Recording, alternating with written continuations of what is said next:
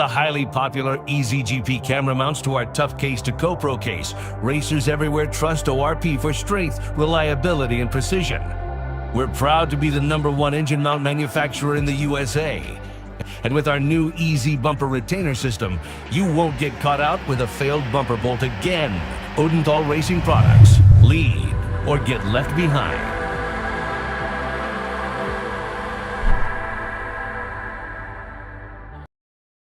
Welcome to the future of kart race preparation, CartSim Pro North America. Featuring laser-scanned North American kart circuits and precision-tuned kart physics developed using real telemetry, dyno and tyre data, CartSim Pro North America delivers the most advanced and realistic kart simulation experience available today. Whether you're training for race day, refining your lines, or shaving tenths off your personal best, CartSim Pro gives you pro-level insight without leaving your home.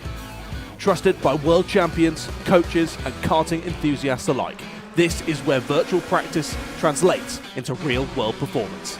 Experience the thrill, the challenge, and the edge. CartSim Pro North America, use code ROK20 to get 20% off today.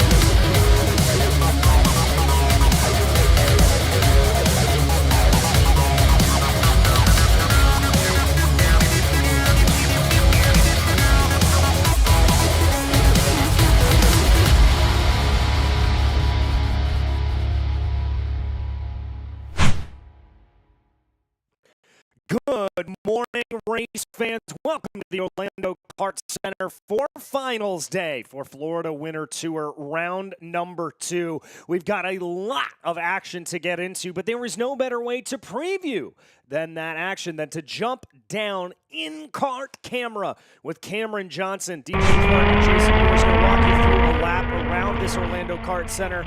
We start off going down into turn 12, and Jason, this is a very difficult circuit. Really is, but you know, with the new layout that they kind of put down with the concrete and repaved this track, it's made it racier. You know, last year there's places that we never thought they could pass at. This year they were able to make passes at, like turn 12, like the junkyard turn. But as we're seeing here, Cam making a good move going through 4, which is by far the most popular takeover spot on the track. Going through 5 here. Able opportunity to do a switch back there, going through the carousel of 6. Seen a couple passes here. Not very often, but we do see that, making that 7 turn into the junkyard turn 8. Number of passes are being made there, but then, of course, one of the #1 takeover spots is right here going into 9. Late braking opportunity here. A lot of inside protection of your line there. As you can see, the track's kind of getting dug out over there, but Cam does a good job. Good lines here. Like I said, right here, a lot of guys are getting on the inside and able to take that pass. but then also protects that inside as they come back through. But a good switch back and forth here, and that finishes about a 55, 56-second lap. Yeah, that's about what we see in some of the higher class categories. We may see down into the 52s, I think we saw yesterday, but about that 55-second mark is ready. All right, if you've been watching with us through this weekend, thank you so much. We appreciate you being here. If you are trackside, we appreciate you as well. Just an idea of what today is going to look like. It's going to be 14-minute plus 2-lap final races for the majority of the field. Only exception to that will be the mini and the micro category. Those cadet classes will be 12 minutes plus 2 laps. But that is a big strain on these drivers that have been beaten and bruised over the course of this weekend. 14 minutes plus 2 roughly equates to around 16 or so minutes. It's not going to be easy, and their bodies are going to be feeling it by the checkered flag. Especially these shifters, because it's just a lot more taxing on your body with those G-forces coming in, the bouncing that the karts do. Now they have brand new, fresh Levantos on, so the grip's going to be there. But, you know, they are the very first class of the day. Track's still a little fresh and green. As I see a shifter here just kind of loop itself around coming out of 12. Experiencing a couple guys. That's a big deal. That's Dominic Karai. That is your pole sitter up in the KZ class. He's right here. Yeah, that's right outside of our commentary booth. Yeah, that's looks like he may get it refired. Going to need a little bit of a push here. Now, it is a standing start, so that's going to work in his favor. It looks like Karai's able to get back and going. But that leads me on to what we've been talking about with KZs. Karai, Kart, Horseman, João Alves, who we are so thankful to see back in this grid, that D2 Motors machine. You saw it in that early preview. Frankly, went for a wicked ride yesterday, and we are so happy that João is okay and ready to be back racing. Yeah, who we don't have with this is the car he made contact with, which is Vaughn Beasley. Vaughn's was fighting some rib issues anyway from a bad incident last year, and this kind of aggravated that injury, so he just elected to not make the final here. So the man who got tossed was not hurt. The man who was in the car ended up being the one that got hurt. So we'll see the KZ without Vaughn Beasley, who was our pole sitter in qualifying, so we'll be interested to see. But again, this is a multi-class race all kind of put together. So you see the different numbers there. The blue 4 3-digit numbers are our KZ class, where our yellow numbers are our masters, and our orange numbers are our super masters. So. Right, and we are being sent around for another pace lap. I've got to think that's basically because of Dominic Karai being at back to field. It's a little bit confusing to get everything to go. But the drivers to watch out for, that battle up at the front of the field, I think it could very well be a 4-way fight between Hart, Horseman, Alves, and Karai. Karai kind of has had the upper hand on everybody, especially with Vaughn Beasley not being here in this run. However, we did see a good fight back from a lot of drivers yesterday. The real battle in that Super Masters category, or in the Masters category, will be Skitchy Barnes and Cole Matthewson. They've really been going at it, and throw the Super Master of Morn Van Tak into that grouping as well. That's going to be, I think, the real fight in that category. But, all right, now everybody has been able to get their way back around 496 of Dominic Karai in that Sodi kart. To the left of your screen, Paulie Hart in the 416 Maranello machine is going to be to his outside. It is going to be a split start here, so don't be surprised by that. The Masters and Super Masters will be starting a little bit later. That's to give these KZ drivers just a little bit more time. This is our only standing start of the day. So everybody just coming in, bringing things together. There is the green flag. Wheels have been pulled back, eyes towards those lights as the lights are out and we get racing in the KZ category. Brilliant getaway there from Karai. He's going to be able to hold on to the lead. Meanwhile, back in that Masters and Super Masters class, it's going to be a 2-way fight between Barnes and Matthewson up at the front of the field. Morn Van Tak holding in as well, as there is the KZ category. Already some movement for P2.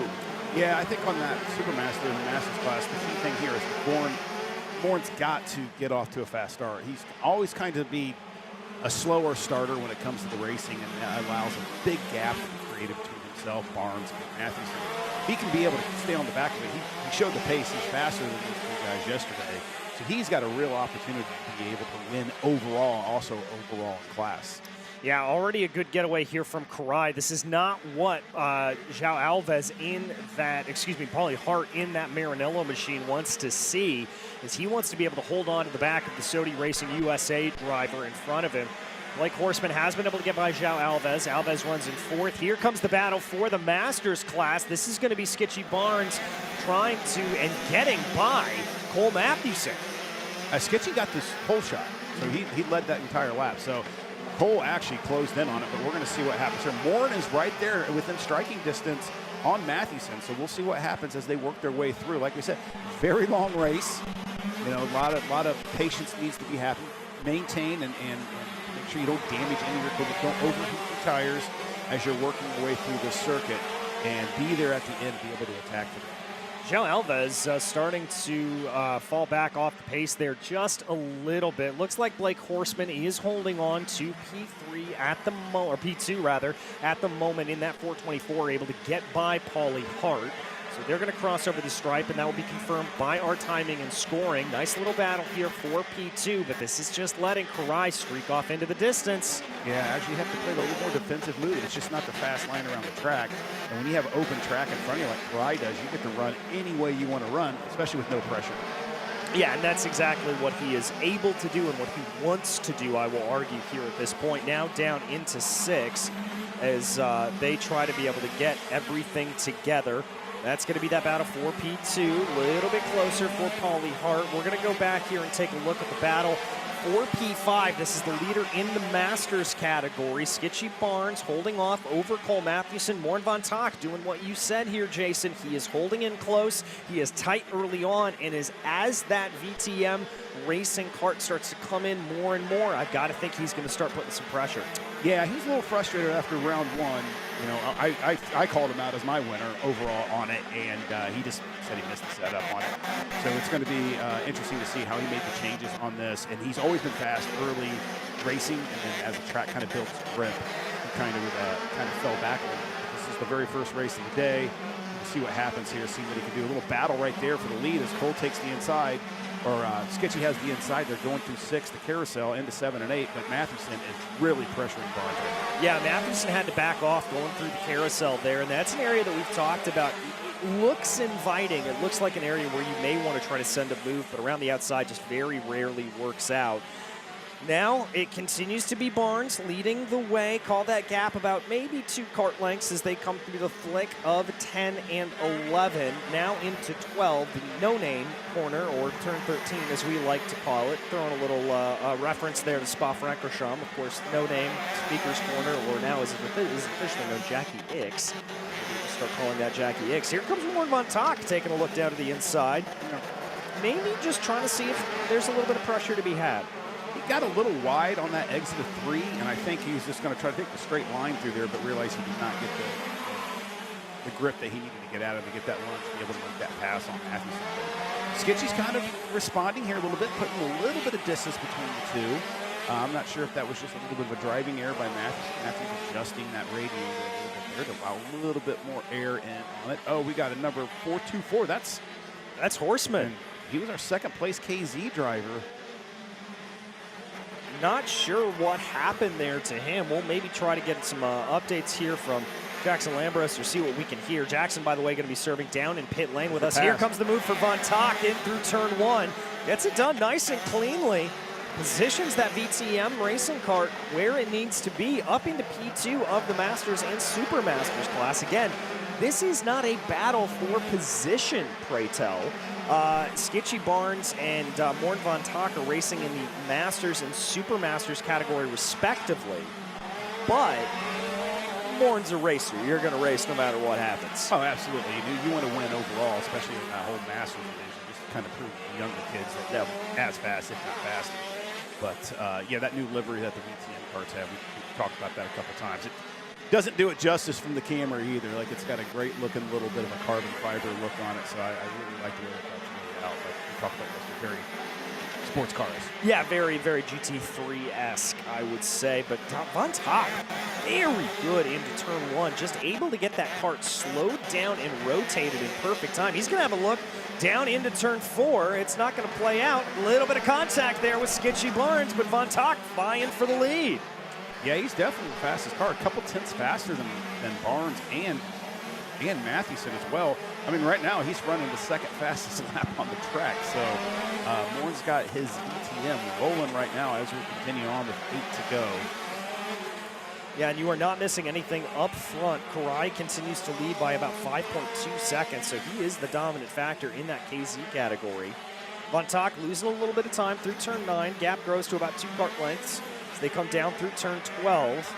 Very super strong going into 1. See, he's just great off of it. He doesn't get the greatest bite off of turn 12, but then coming into turn 1, he just looks super aggressive as he's going to keep going. There comes a good move. Defensive line here from Skitchy Barnes. Going to be able to hold off on Tock. Nice little move there from Barnes, kind of planting that 509 at the apex, preventing that crossover from Morn Von Tock. Yeah, good run there. I mean, Morn is just all over him. Skitchy's got to be feeling the pressure right now. You know, he's been pressured by Mathewson. He's been pressured by, now by Von Tock. So Skitchy's doing a good job of maintaining that pressure. It doesn't seem to be bothering him too well. He's running good, consistent laps. It's just going to be a matter of time until I think Warren's going to get himself around it and end up pushing himself pretty good with the gap between himself and Skitchy. Yeah, I think you're right about that. It's just a matter of trying to get by. Didn't get the best run out of turn 12 on the last lap. This looks a little bit better. Come down into turn 1. Checking back here, that's the 416. That's Paulie Hart. This is up in the KZ category. That's your second place driver. Where's Karai? He's so far. He's so checked out. He's not even in shot. Yeah. I mean, it is pretty remarkable here, but want to give some love here to Paulie having a really great run, and want to really give some love here to João Alves. I mean, coming back from that crash from yesterday, to get yourself back in the cart, just mentally, I think that is a huge, huge thing.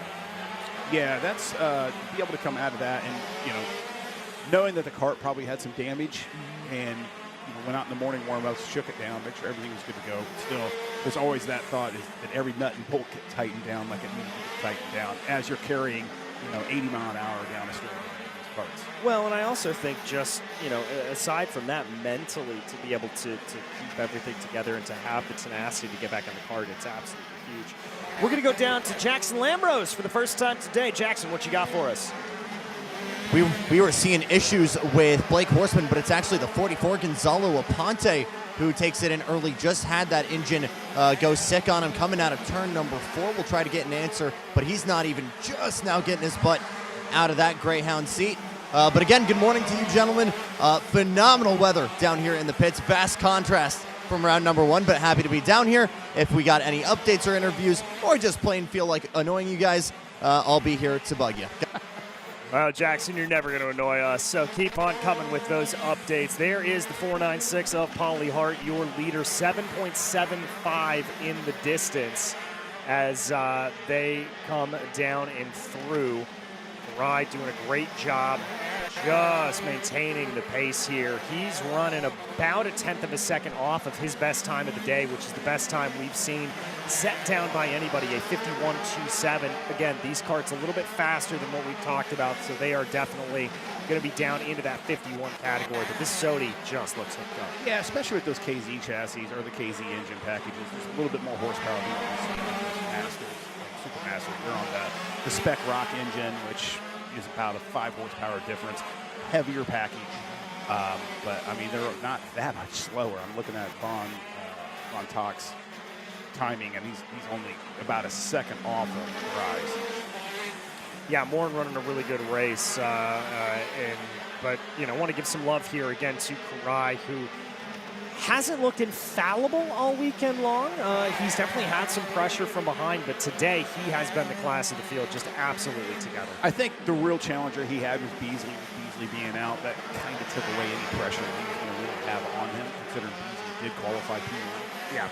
So very interesting there. Did not have the best qualifying ride. He probably learned a lot from round 1 with Morgado being here.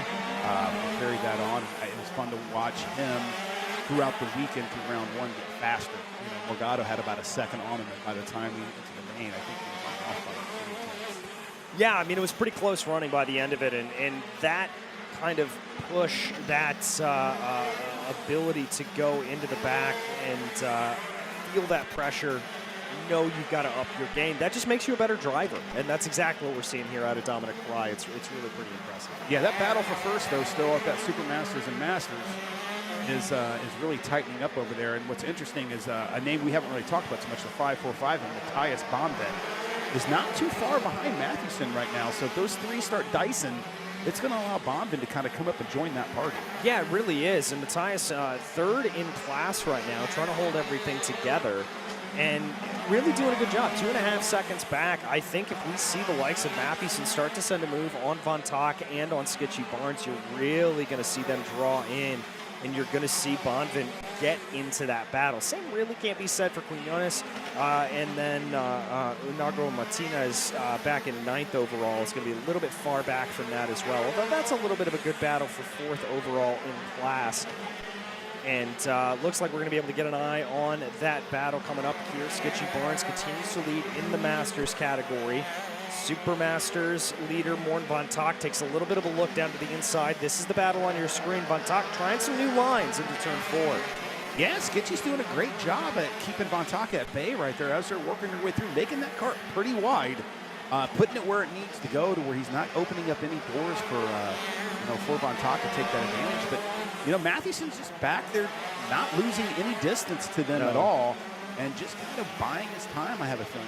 A little under 2 minutes plus the 2 to go. A little peek on the inside there by Vaughn. Just wasn't there to take it. Good run. Going into our 10, 11, and 12. Let's see what we can do here. Oh, he's much closer to him right here than he's been. And we know how good he is into turn 1. There he goes down to the inside, going to try to fight it, but shutting the door, Skitchy Barnes. And as you said, riding the curb a little bit there for Morn Von Tock. Is this going to throw things back around? Is now Cole Matthewson going to be in a position to try to attack? Well, not quite yet. Morn able to get off relatively easy there on that assault. Yeah, I mean, Skitchy's holding up Vaughn because it was, Vaughn was turning 52 Qs until he got to the back bumper of Skitchy. So now he's at 52.60s, 52.5s. So if he can get around Skitchy, I think he can pull away. But the question is getting around Barnes, especially with that veteran and as racing savvy as he is. It's going to make it very difficult. Well, as they always say, catching is one thing, passing is another. We're going to see if Morn Von Tock is able to do another here at this point. Now down into turn 1. He's close again. Ooh, big cross up there from Morn Von Tock, barely able to keep that cart under control as he is diving down into the binders into 1. Defensive line there for Skitchy Barnes. That's going to hold up Von Tock. Matthewson lost a little bit of ground. He may be able to gain it up here if these two continue to battle the way they are. Absolutely, but he's got a great seat right now to watch a good battle happening in front of him. Yeah, certainly in the popcorn position. Down into turn 8. This is the junkyard turn, as we like to call it. Not going to be able to get that pass done there is Morn Von Tock. We really haven't seen that be a passing zone here in the shifters. Do you think that's just maybe a reflection of the weight that they're carrying? Or? No, I think it's because they can grab a gear coming through 7, and they get a better jump off of it. Okay. And then, with the single speeds, you have to carry more momentum.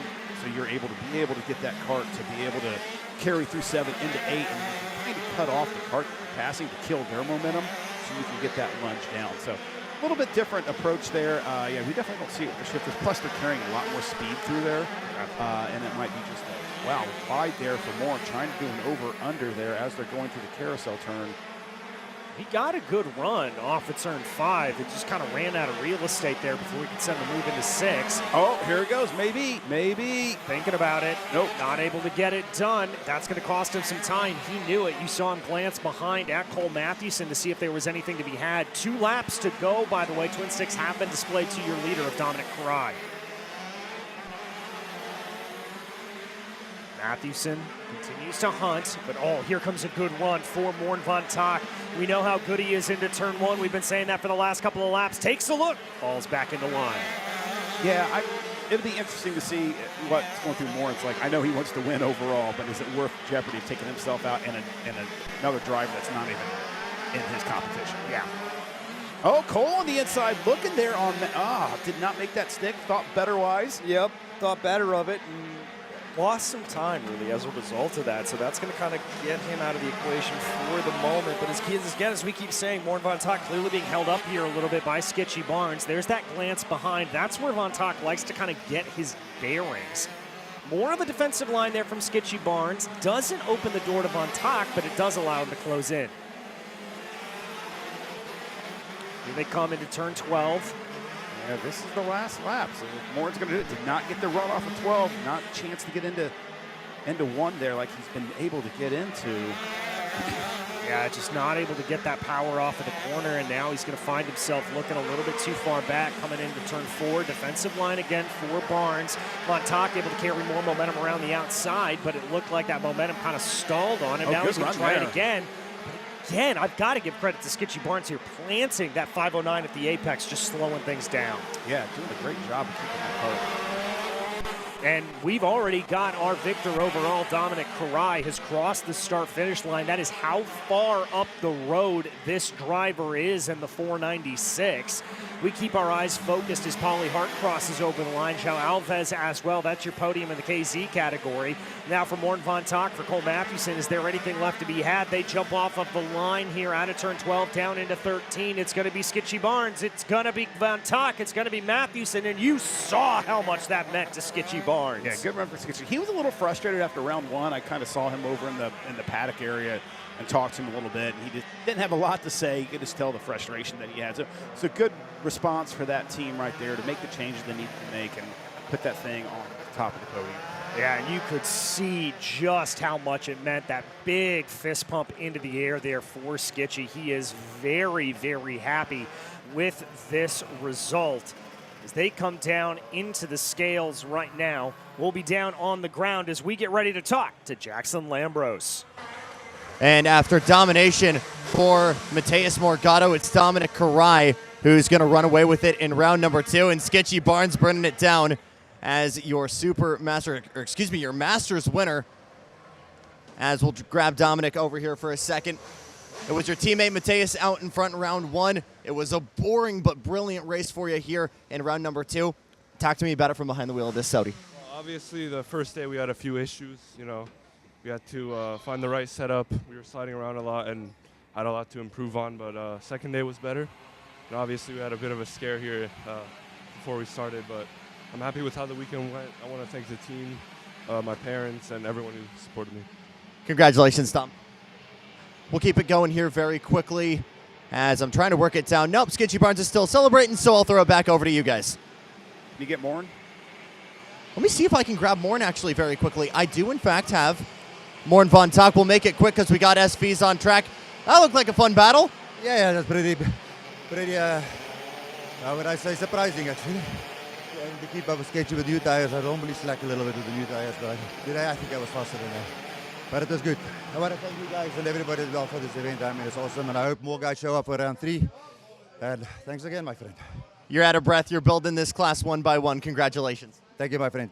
Guys. Love that. Morten Von Tock clearly out of breath, just exhausted from that run. I mean, he gave everything he could to Sketchy, and Sketchy defended it. Great job by Sketchy. Hats off to him. He definitely defended that way. But I tell you what, I want Morten Von Tock to read books to me. I can handle that South African accent all day long. I'll introduce you to my father-in-law. He's got go. the same one.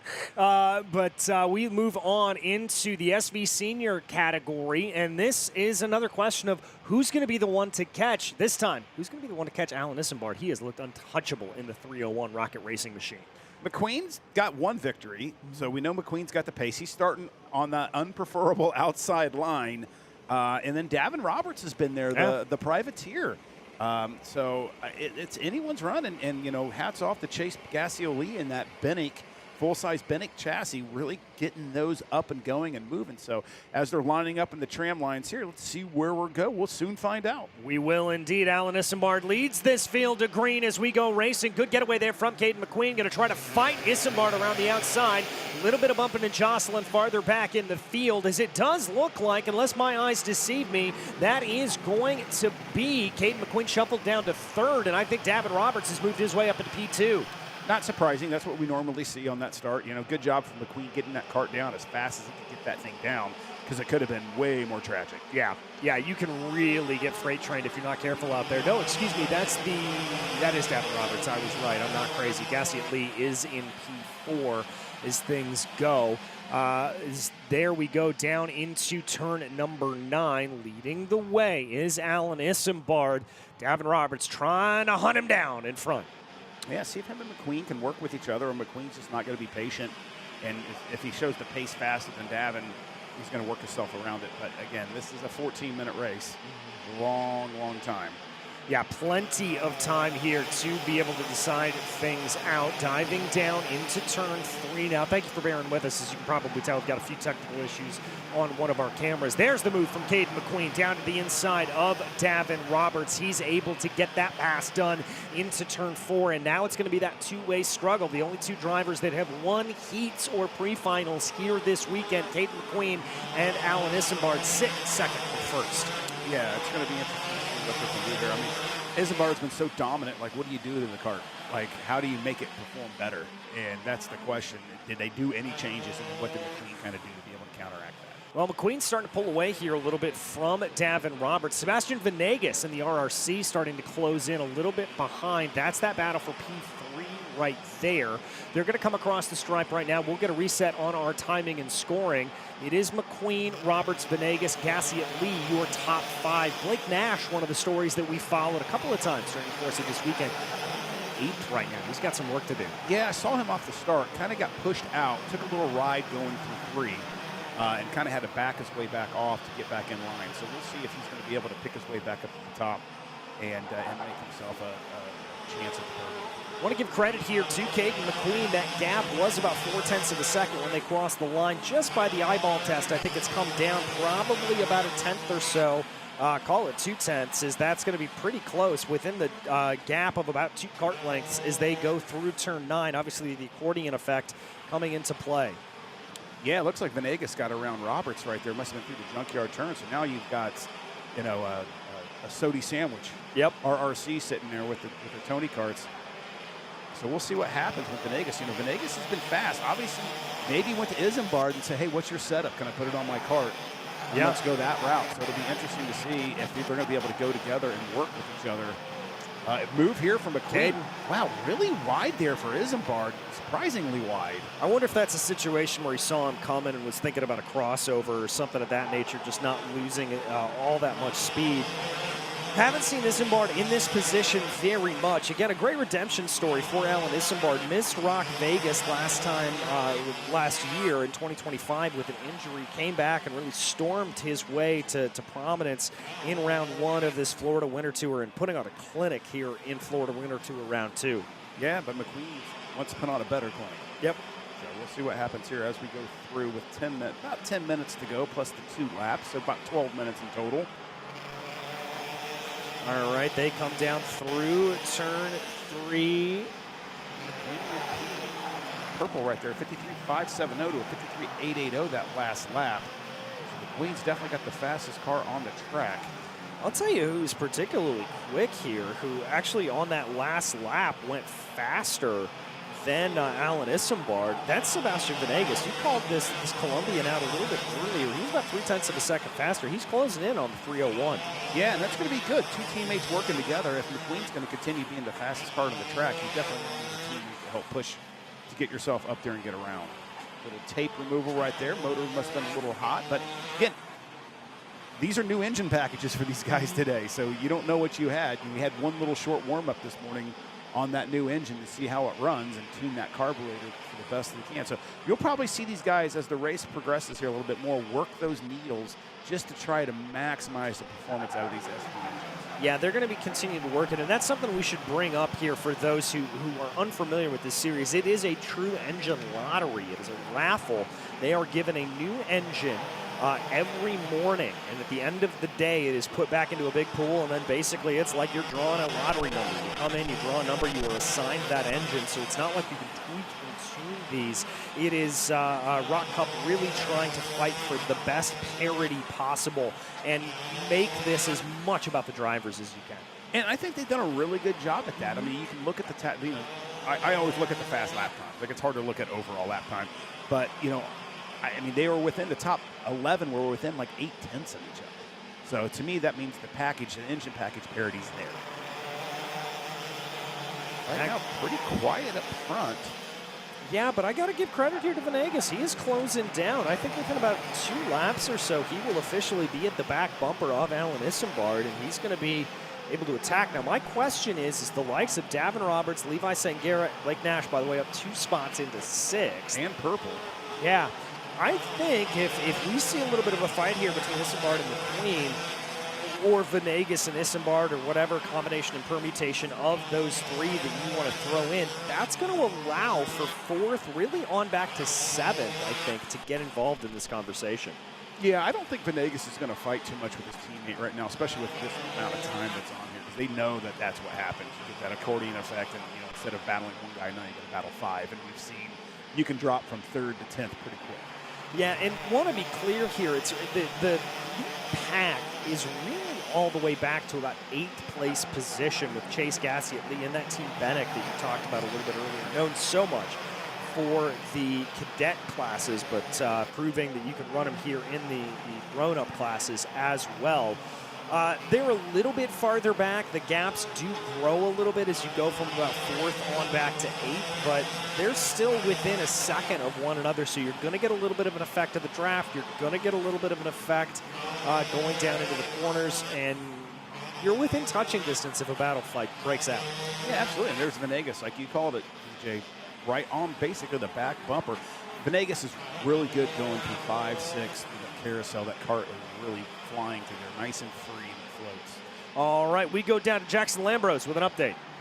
Speaking of Chase Gassiet-Lee, that is actually not the only full Bennick in the field. Once we jump over to VLR, a whole new collaboration with the Englishmen Dan Devereaux and DDR, so we'll be seeing him in VLR Masters, as well as a couple VLR programs, I believe 1 driver in VLR Junior and VLR Senior as well.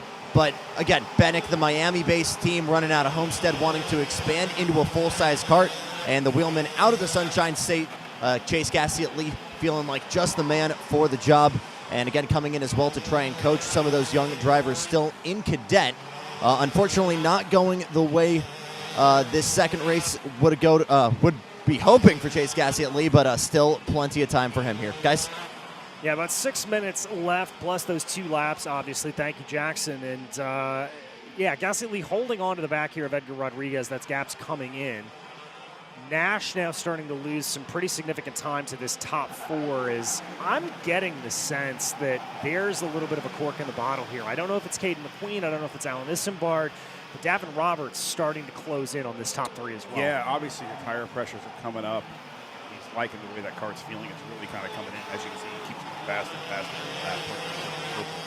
So that's a good run for Davin. He's going to be up there with Venegas. Venegas is probably going to have to be looking over his shoulder here, probably within a lap or 2, because I have a feeling Davin Roberts is going to be running. And again, this is a privateer entry that has shown a lot of pluck this weekend. Very, very scrappy, really put himself into good battles.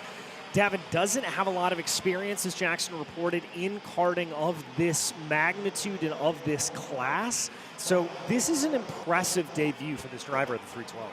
Yeah, and I tell you what, that's the good thing about this SV lottery package. You don't have to go out there and have 3 or 4 different engines, different motor builders. That you can just come, run, hit your motor, and really rely on your God-given skills and your ability to set chassis up to go out there. I think Davin's done, and I think that's the allure of this SV package. All right, we go back down to Jackson for another update. More of a correction, because Davin Roberts, we did actually see move up to senior for the first time in Rock Vegas in this very class. But again, when you've got 60 karts on track with essentially the exact same motor, and the kind of carnage we saw with everyone trying to get to the front in that class, had unfortunately a relatively quiet weekend, but has a lot of time to focus on this kart, dial it in with Ryan Perry Motorsports, has had a little bit of time running reps at this track as well. The confidence has been at an all-time high for this kid, and for a guy that's maybe getting a little bit of coaching from Ryan, but mostly just working on the car on his own and with his dad, the confidence is at an all-time high. The kart pace is at an all-time high as well here, guys.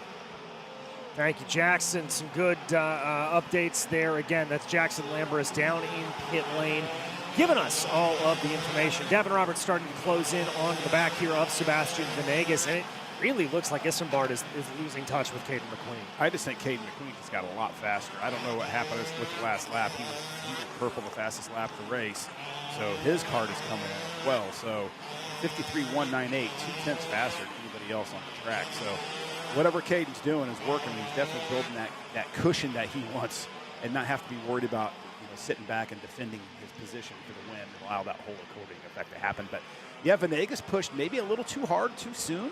Maybe overheated those tires, but Davin Roberts is right there ready to take that last spot of the podium. Yeah, calm, cool, and collected drive from Davin Roberts. Closing up on Venegas here. Those are the cars on your screen. That's the RRC entry of Venegas and the privateer of Davin Roberts. Into the junkyard turn they go with 2 minutes and 45 seconds plus 2 laps left on the clock. And you can see the comfortability, I think, that Roberts has behind the wheel of that 312 is it just drifted out a little bit farther on the exit of turn 8. He's just able to extend track limits a little bit more than everybody else around him. Just carrying as much speed as he possibly can in this single-speed package. Doing a good job here. I don't think he's close enough to have a look into one. Let's see. Pretty standard line. Takes a bigger clump of curb. And it's not really going to be able to get a pass done there. He's going to keep on going. Yeah, he's probably just thinking right now. I don't know if he's thinking he's got enough to get to Isambard for second. Probably thinking it's not possible, especially if those two aren't going to be able to battle. So are you just buying your time for that third and final podium spot?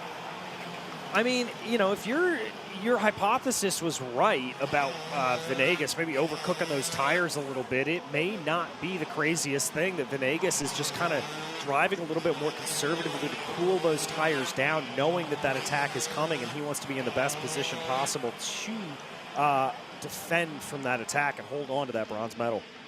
Yeah, and we're just looking every lap. I mean, Roberts is just a 10th faster, 2/10 faster than Venegas. So, I mean, it's a possibility. If he can get around Venegas, he may be able to get the back of Isambard because he is a little faster than Isambard, but about equal lap times that last one. I believe it was 4 to go at the line. We should be coming, yes, I can confirm, we will be coming to 3 to go with the line. So Roberts knows what he's got to do. By the way, I want to give credit here to Chase Gassiot-Lee as Chase has been able to move up into 6th place, passing the 2 Nash Motorsports drivers of Blake Nash and Edgar Rodriguez. So Bennett coming alive here a little bit later on. That's a good run here for Chase. He's only got about 0.4 of a second to close down on another Nash Motorsport driver. That is Levi Sangaro for 5th, but probably that's going to be the extent of his movement, as everybody else is about 3.5 seconds up the road. Yeah, those guys are definitely, like you like to say, an island in their own. All right, here comes Roberts. Again, 3 laps to go. Coming to 2 to go at the line this time by. Starting to push a little bit more is Davin Roberts. You can see that duck there, trying to minimize the drag coefficient on the kart and with the driver. Defensive move there by Venegas, knowing that Roberts has got a little bit faster car. Yeah. Just how race savvy is Roberts going to be here. He's got a good run. There's another defensive line from Venegas. He is definitely starting to feel the pressure. He's losing time as a result up to Alan Isambard, basically gifting him over that position. Checking behind him very, very much is Venegas. Now here comes Roberts, got more momentum around the outside, going to try to do the same move that he did earlier, gets the crossover, puts the pedal down. Does he have the momentum to shut the door into 6th? No, good defense from Venegas. Man, he gave everything he had right there. That was so close. See what he can do here. See if he's big. He can get. There you go. Checking him out. Now he's going to take that longer line, looking again for the crossover. But you're going to get the inside up here. He's got it. The move, yes. I love to see that when the defensive move does not work out. And let's see if he can just pull out here. I know there's probably not enough time. Too much defending right there. Lap times blocked down. That allowed Isambard to kind of create a huge gap, as you can see right there, as they cross the strap with the 1 to go. But I don't think Venegas has anything to give Roberts a battle for that final spot. I don't think he does either, but we're going to keep our eyes Somewhere. potentially up at the... No, this is still back in P3 right now.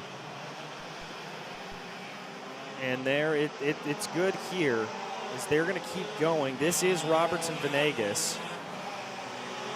Yeah, I've got to give credit to Sebastian Venegas. He is keeping this close. Caden McQueen just took a look behind him. Now he's going to take a look at the outside. He's Good run through Junkyard. Made a pass on the outside there. Is he going to be able to make it stick? A little bit of contact. Oh, wow. All right, this could be a drag race to the line. Roberts to the inside, shuts the door to Sebastian Venegas, trying to hold on to that podium position. Really only one more corner to go. Narrower line for Roberts, not able to get it done. McQueen will take victory. It'll be Isambard second, and Roberts loses out by 23 thousandths of a second to Sebastian Venegas. That was the move of the week. I've never seen an outside pass going through Junkyard turn. Oh, and look at that emotion from Davin Roberts, just hanging his head, knowing that he missed it at the last. Buddy, you have nothing to be ashamed of. A heck of a drive for you. That was awesome. Oh. He is beating himself up a little bit over that, and you understand that emotion. He had spent the better part of 8 minutes lining up that pass on Venegas, only to be scuppered on the very last lap. But there is the 301 of Alan Isambard, and there is the Sodi, the 342 of your victor, Caden McQueen. A little bit of a fist bump to our own Jackson Lambros. He'll take off the helmet. We'll get a quick interview with him to be able to talk to him, as this is going to be a very, very happy driver, I have to imagine. Jackson with our winner. And Caden McQueen finally getting victory in 2026. You got your first win right here on American soil last year. How satisfying is it to be back in victory lane? Yeah, it's good. I was a little bit disappointed with the round one here a couple of weeks ago, so to bounce back and be able to win, yeah, it's great. We talked a little bit about it in round one, but what you've been building here with Velocity, how satisfying is it now with this new team to finally start seeing the fruits of your labor? We saw the pace, obviously, in 25, but how good does it feel now to get it in 26? Yeah, it's good. Obviously, we rolled off on really good momentum from the end of last year, and I think going into this year, we've changed a few things, but also gone in with a bit of a different mindset. Yeah, it's really good. Congrats, kid. Thank you. We'll keep it going here very quickly as we'll walk over to our second place driver, Alan Isambard. Alan, I know not the race you wanted things to go, but looked really, really strong all weekend. What felt like was maybe missing here for the final? I don't know. I mean, for us, it was pretty good. I think it's just not enough. I think they just did a little bit better of a job, and I'm fine with that. You're no stranger to this track and to this chassis particularly. How much data do you feel like you still have here to go win this championship by Palmetto? I mean, you know, it comes down to the last round. I think a track that we both haven't been to, so we'll see how it goes. Good stuff. We'll take it one more time. Can you walk over really quick, Sebastian? I accidentally interviewed you in round one thinking you were the guy who won. You finally got yourself on the podium. How satisfying is it to finally be able to get on the steps here? I'm so happy. We battled all day week. We were not that fast as last race, but yeah, we managed and finished in the podium. You've got a really fast crew around you, Alan Isambard, this entire Rocket Racing program. How much have they been able to help you in getting this situation? Alan and Ale are very important to me. They help me a lot in all the track, not just this race. Yeah, I'm very happy with them. Yeah, we're progressing a lot. Congrats, Seabass. Thank you. DJ? Well, thank you, Jackson. Some very happy drivers down there. Interesting to hear kind of the dejected tone from Alan Isambard. You just get the sense that he wanted a little bit more out of it. All right, well, we move on into ROK GP Junior. And again, the driver to beat here is pretty much firmly planted himself up at the top, that being Nico Katowski. But with the likes of Tristan Murphy, Nico Orbezo, and Valentino Santillan behind him, don't forget about Josh Bergman or Jordan Martin as well. This could be a very interesting race. Yeah, absolutely. Jordan Martin's been up there, just had some bad luck, both in this class and in the VLR, but the one person who hasn't had any bad luck at all in this race has been Nico. Like you said, he's been pretty dominant throughout, definitely like in that GP package and that 2KG Burrell Art Kart. Yeah, doing a good job with that as they weave down the back straightaway here. I think that row to watch for me is going to be Bergman and Martin, starting off 5th and 6th. Bergman on that preferred inside line, going to help him out a little bit more. But as you said, Jordan Martin, I think, scuppered a little bit by a DNF in Heat 2, if memory serves correct. And I'm going to be interested to see what she is able to do to work her way forward. She and that Rocket Racing chassis can be doing very, very well, and I think it's going to be a lot of fun to watch. Yeah, I think it was race 2 because her and Katowski got into it. Yeah. Coming out of 4, going into 5. So, yeah, I think, we know she has the pace. Let's see if she can be patient, work her way through, keep herself clean, and get on that back bumper of Katowski. We can see a heck of a battle. Well, we're about to find out what that battle is going to be. Katowski and Tristan Murphy will lead us to the green. Katowski on the preferred inside line, Murphy to the outside. They enter into the tram tracks right now. And we get racing. Oh, brilliant getaway from that inside line. Orbezo for Iron Rock Motorsport. And we've already got some karts off in the back. That's the 208 machine. That's Achilles Sapirko, as well as I think the 240 something there. Couldn't get an exact ID on it. 254 of Pavan, I think. Yes, thank you. Yeah, that Tristan Murphy did not get off the line well at all there. I don't know what happened. He was raising his hand as they came down through. Usually that dude's hold up a little bit, but I mean, I don't understand what went on there. But yeah, I think he's going to be down in 4th or 5th as we work our way through. But already defensive moves happening going into turn 9. Yeah, and that's Murphy, I think, is down in 5th right now as Centillion runs 3rd in that Hots machine. You look at them. That's the one there as they go. We'll get the exact ID as they cross over the stripe. None of this is of concern to Nico Katowski, who only has really Nico Orbezo to worry about behind him. It's Centillion, Bergman, Murphy, Martin, your top 6. Yeah, so Murphy went from 2 all the way down to 5. So they all can just work with each other, and as you see right there, making a move into 4. Who was that? For P4. I think that was Murphy on Bergman. Okay. Able to make that move. That was the 211 cart. And there we get a beautiful low-down shot. There you see him coming through the line right now. Yeah, Bergman does run down in 5th place as Murphy was able to get that move. Top 2 starting to check out a little bit more as it does look like we've had a change for position as I think that's Murphy back up into where he wants to be. That's him in 3rd place right now, able to make the move on Centillion as well. The Hots Racing driver falling back down through the order, and that's Jordan Martin in 5th. So Bergman down in what I believe is 6th right now. We'll see if we can get a better spot on that. But Katowski crosses over the line, then Orbezo. Let's see if my eyes prove me right. Murphy, Centillion, Martin, Pavan, Bergman. So it wasn't Pavan that got spun around. I think that was Clinton Stiles, actually. Okay.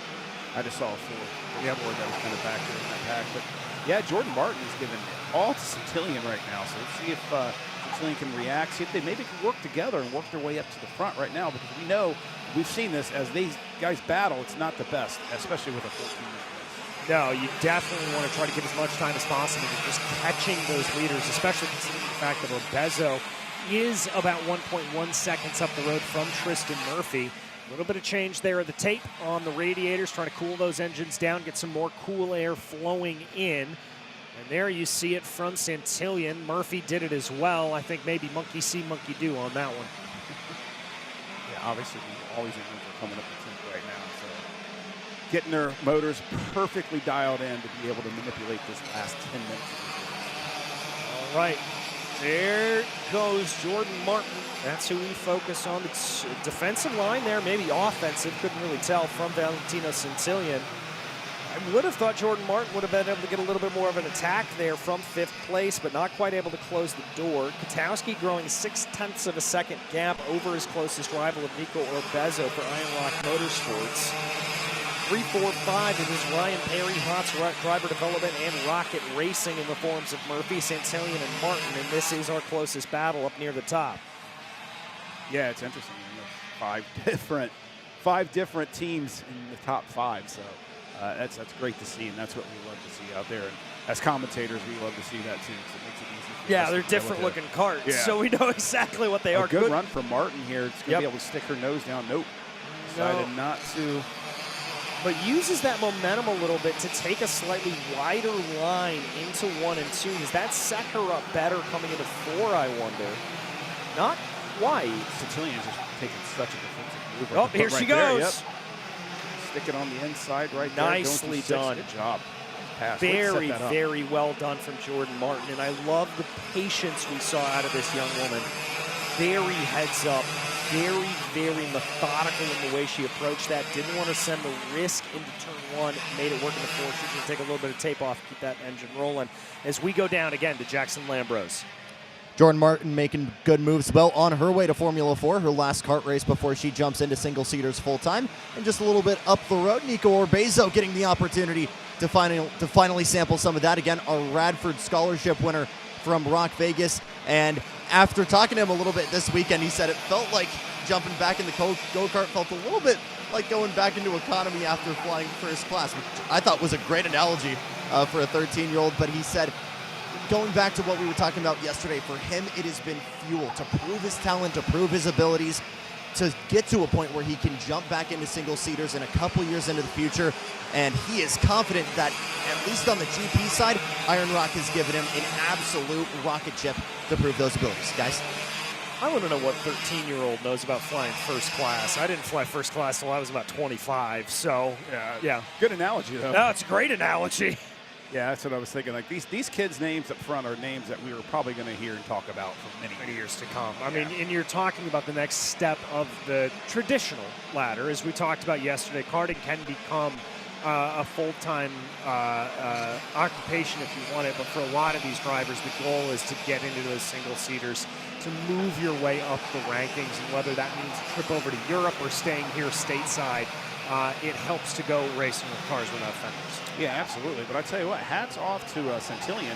I thought for sure Martin was going to get around him and kind of walk away and be able to close that gap up on Murphy. But right now, Centillion is all over the back of Martin. And Murphy almost had a little bit of a look down to the inside of Nico Orbezo, Ryan Perry Motorsport versus Iron Rock Motorsports. They're going to keep trying to take a look here as they go down through turn 9. It looks like Murphy's really found the groove here a little bit later on in the race, starting to close in and push ahead a little bit more. I thought Murphy was going to be, like you said, under attack from Jordan Martin, but that does not appear to be the case. No, but actually, if you're looking at that gap is closing to Kowski up front, so I think we're going to be able to have maybe a nice little three-car battle for the lead here. And you know what happens when those guys start battling? Everybody gets pulled right back into it, so we could see a battle theoretically all the way back to about 7th position with Asher Pavan. But we'll have to wait and see. Still about 7 minutes, 10 seconds left on the clock before we get those twin sticks. And really, I'm getting the sense here Jordan Martin is starting to hold up Centillion a little bit. Jock Bergman's been able to catch up to that. Pavan's starting to close in a little bit more. That's starting to be a battle farther back in the field. We keep our eyes on the battle for P2, though, as Murphy keeps applying the pressure to Nico Orbezo. Yeah, good job right there by Murphy to be able to work his way back up to that back. You know, it does get a little frustrating there as a driver. You're like, you see that gap just kind of keep increasing, and then, you know, as you start being able to close that gap a little bit more as the race progresses, that just gives you a little bit more drive a little bit better, smoother. Find some different lines. Like I said, brand new tires they're coming out on. Kart was a little bit differently. Takes a couple laps to figure out what the kart wants and where you need to put that kart on that track.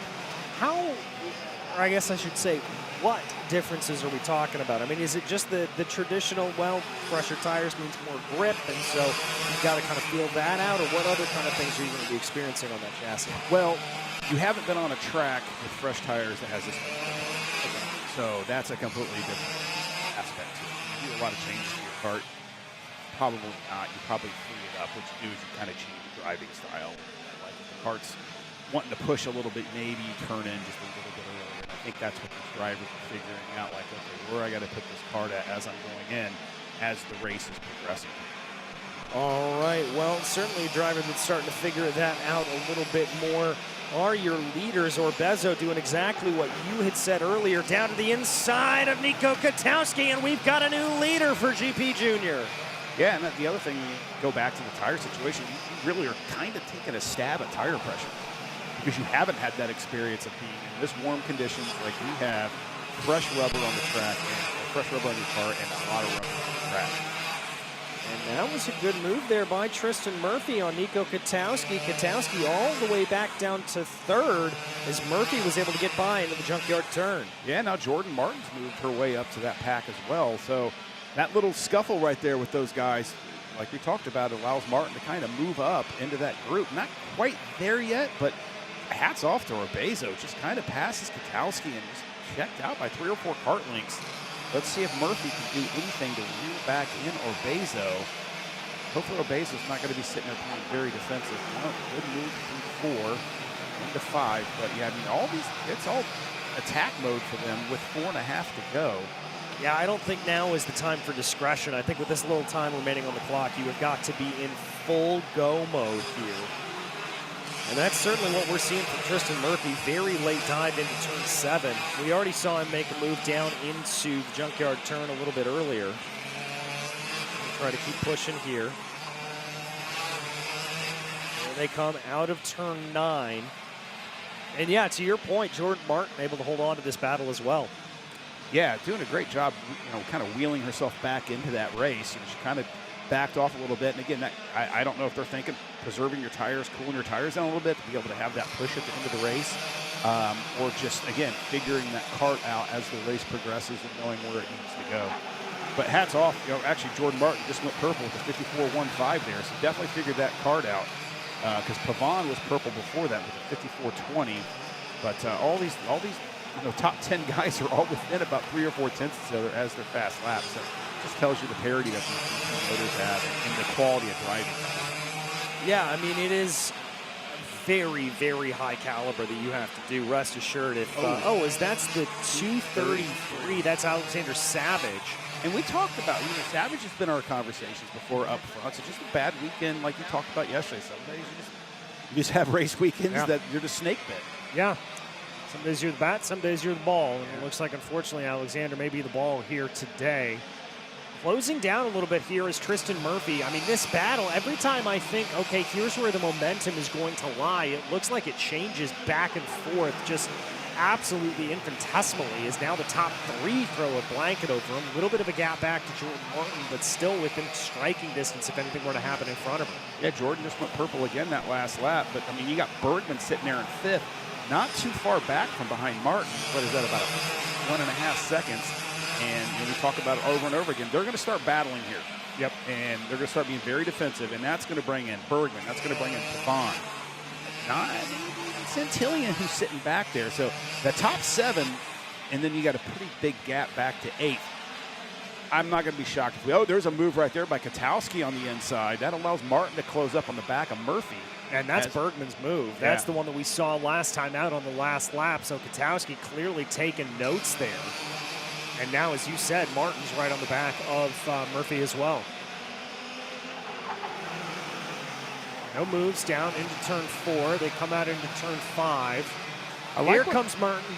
On Murphy. Good move by Martin. That's where she made that move stick the last time on Centillion. So she got that working there. But, hats off to Orbezo right now. Not really running a defensive line right now. Not feeling the pressure from Katowski yet. We'll see what happens here, but we know as this race progresses with about 1:30 plus the 2, we got about 3.5 minutes left of this race, that they're going to start playing some very defensive line. Yeah, we know this is going to fire off here. Again, this is just looking at that little percolator on the top of the coffee mug, knowing that it is going to pop off here very, very soon.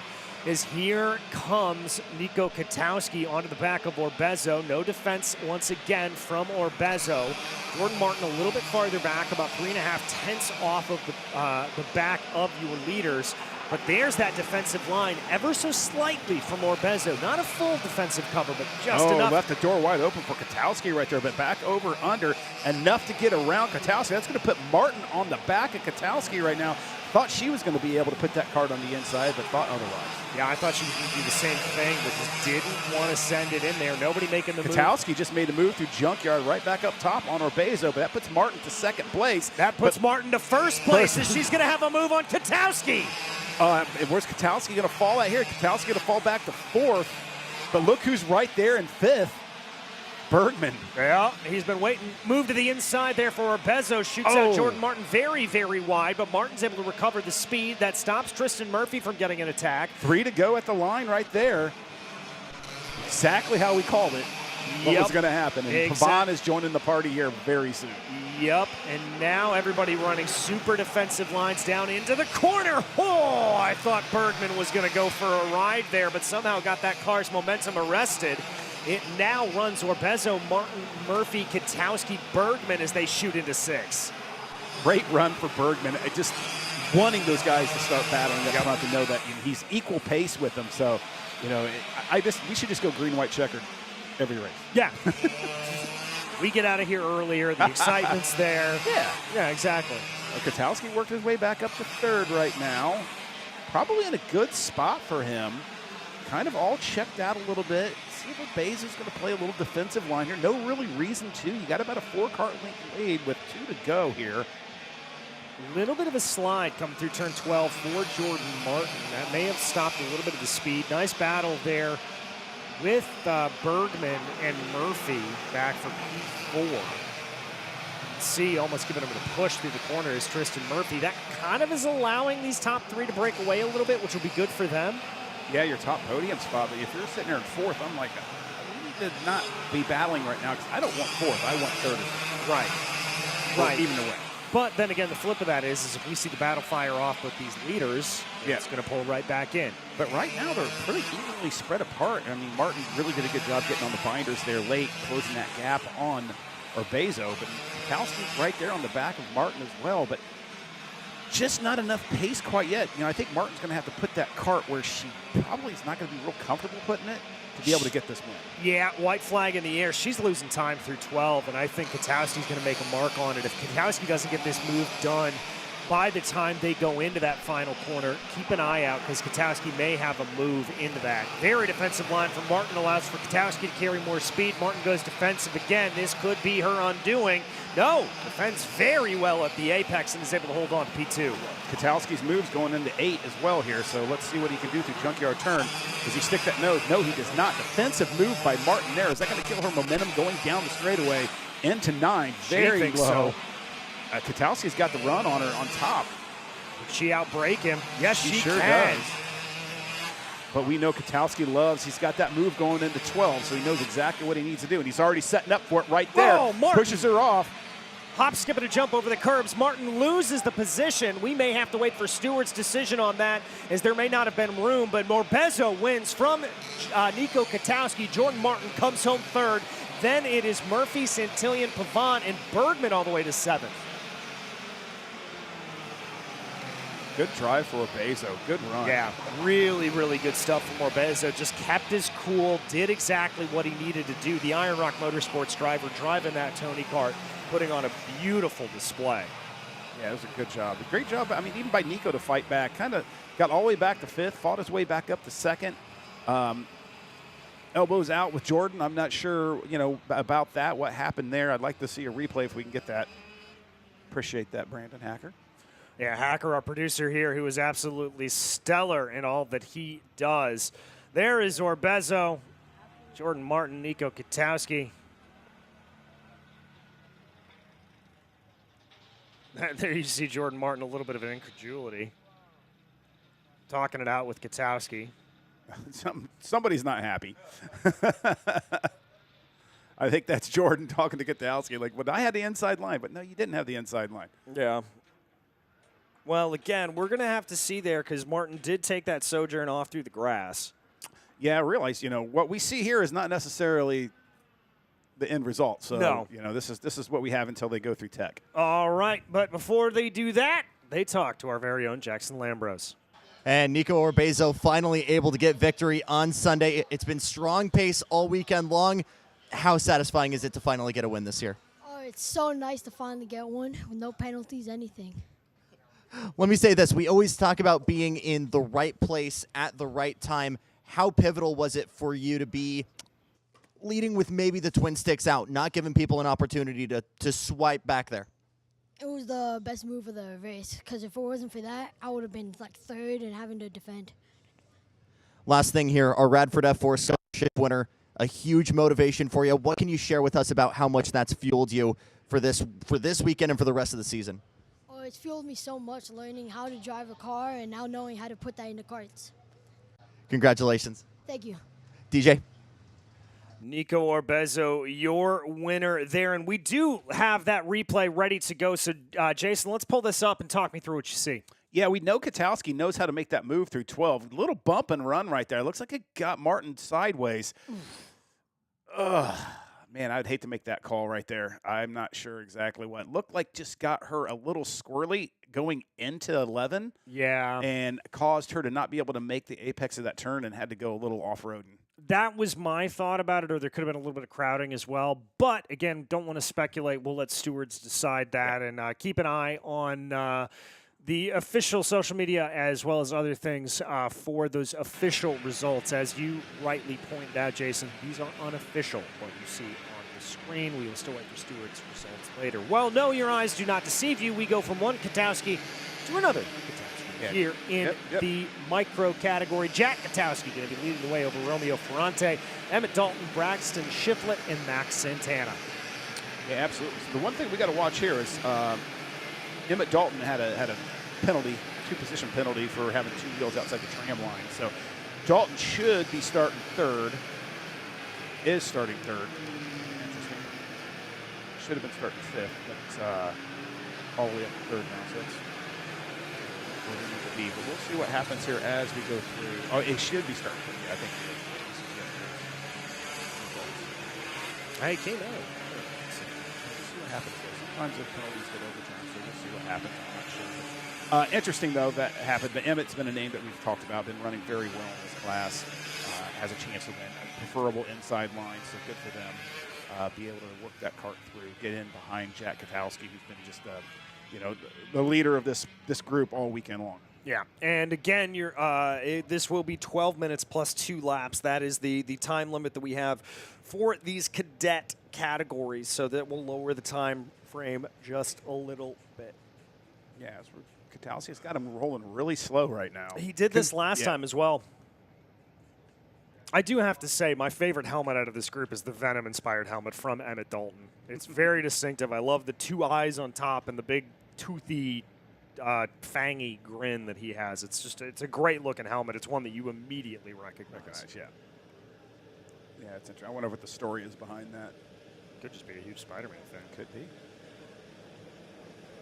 All right, Katowski brings them down at, dare I say, a crawl, down through turn 12. But this is what Katowski likes to do. He likes to slow him down a little bit, and he is the leader at this point. This is his prerogative. He'll speed up a little bit as they get into those tram lines, and there they go. A lot of movement before the start-finish line, but there's a move to the outside. That's Ferrante trying to take it to Katowski. Didn't have a preferable inside line through two, so I'm sure Katowski allowed to keep in place. A big defensive mood already, as Ferrante is like, I want to lead lap one. Yeah, and that's Braxton Shiflett coming in P3, who's going to have a look now at the back of Ferrante and that Orsilon chassis, not able to get it done. But he's still going to keep pressure. No, excuse me, that's Shiflett in P3. I think that's Dalton already up in P4. No, that's not Dalton. I'm not sure who that is. I think it's Dalton. No, because the helmet. Oh, yeah, all the way back. Fifth. Yeah, that's not a good start there for him. There they come down into turn 9 for the first time, streaming their way along.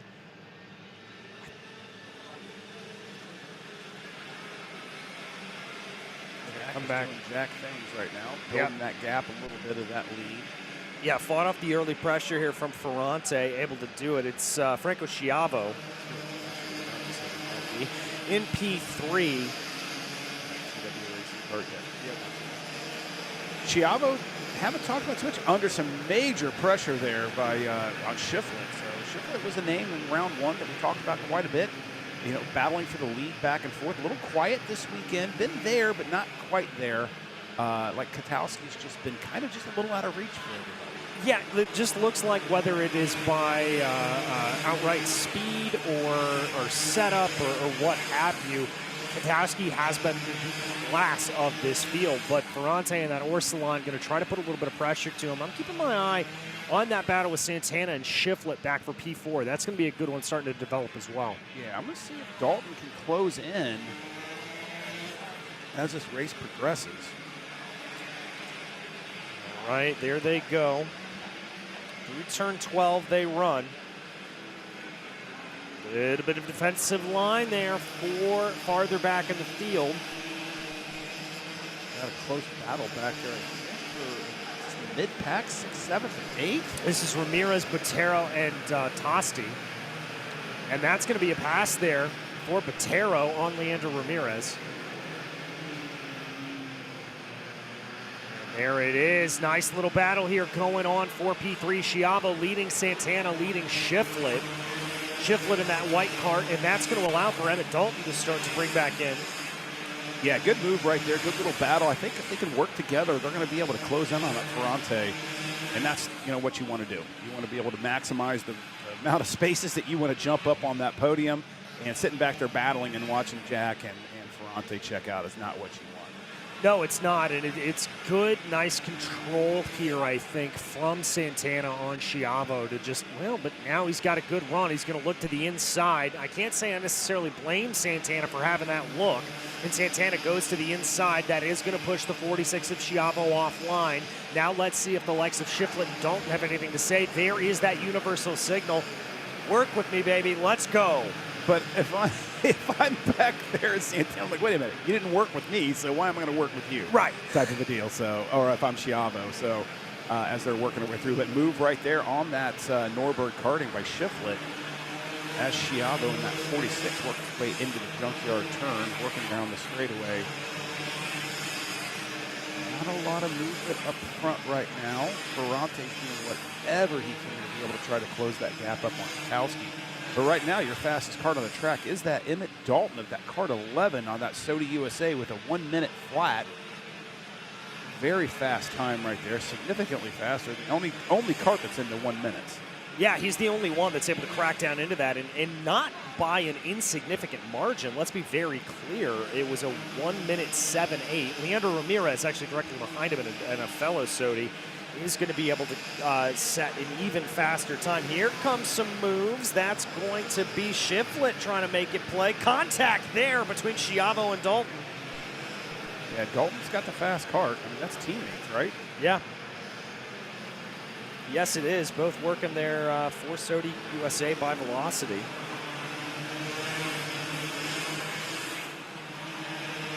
Oh, closed up on Kotowski right there. Got a good run through the carousel. Really closed that gap. I don't know if Jack made a little bit of a bobble, and that allowed Ferrante to close that gap. But right there, it looks like that Bennick of Santana's. I think Kotowski's coming back to them a little bit. I think he is too. I mean, that's a 101.11. Everybody else is running lower 101s, so I think he's losing a little bit of time. Maybe set the kart up just a little bit differently, maybe getting into his own head. Santana's closing in, Shiflett directly behind them, Schiavo, Dalton, Ramirez. That's the top 7. That's really the breakaway train here. And now here comes Ferrante down to the inside, sends it. Little bit of a response here from Kotowski. He's going to have to go the long way around. And here comes a double from Max Santana. Nice move by Santana. Took advantage of that. Stayed on the inside, made it stick, but Kotowski took advantage as well. Got back around into that second spot. Absolutely brilliant stuff there from Santana to be able to get that to play. And who was third is now first. And that's going to be Kotowski that finds himself shuffled to second. And now Kotowski goes for a move. Ferrante follows him on through. Shiflett's just going to sit back and wait. And that has made the first 7 able to be covered by a blanket here. Yes, a lot of bumping and banging right there. As you can see, the cart of the Orsolon chassis of Ferrante being pushed around a little bit from the rear. See what they can do as they come into 1. Kotowski back on point where he loves to be. See if he can keep it still there. See how defensive he's going to be here going into 4 to protect that line, or if he's going to keep it open. Kept it open a little bit. That's going to allow Ferrante to take that inside line and in tow. Brings Santana with them, but they're also going to leave back outside for Ferrante. Ooh. Ferrante taking a big clobber of the curb. That's going to drop him, I think, all the way back down to 7th. Yes, that's first to 7th in 2 turns. Yeah, it's not great for him, but he's still on this pack, and I think as long as this pack continues to scrap, Santana up in the lead here on that Bennick. Then it is Kotowski for TKG. Following in close behind is the 46 of Franco Schiavo. His teammate, Ramirez, is back a little bit farther. Excuse me, that's 5th and 6th. That's a little bit farther back. 46 of Schiavo is there in 3rd. Yeah, but, they're going to battle here. You know that's going to happen. So that's going to bring that other trio right to the back bumpers and be part of that battle. gotta say here, I'm impressed by Braxton Shiflett. All this carnage is kind of happening around him. He reminds me a little bit of for those who are soccer fans, a number 10. Just sort of sitting in the pocket and letting everything go around him. Yes.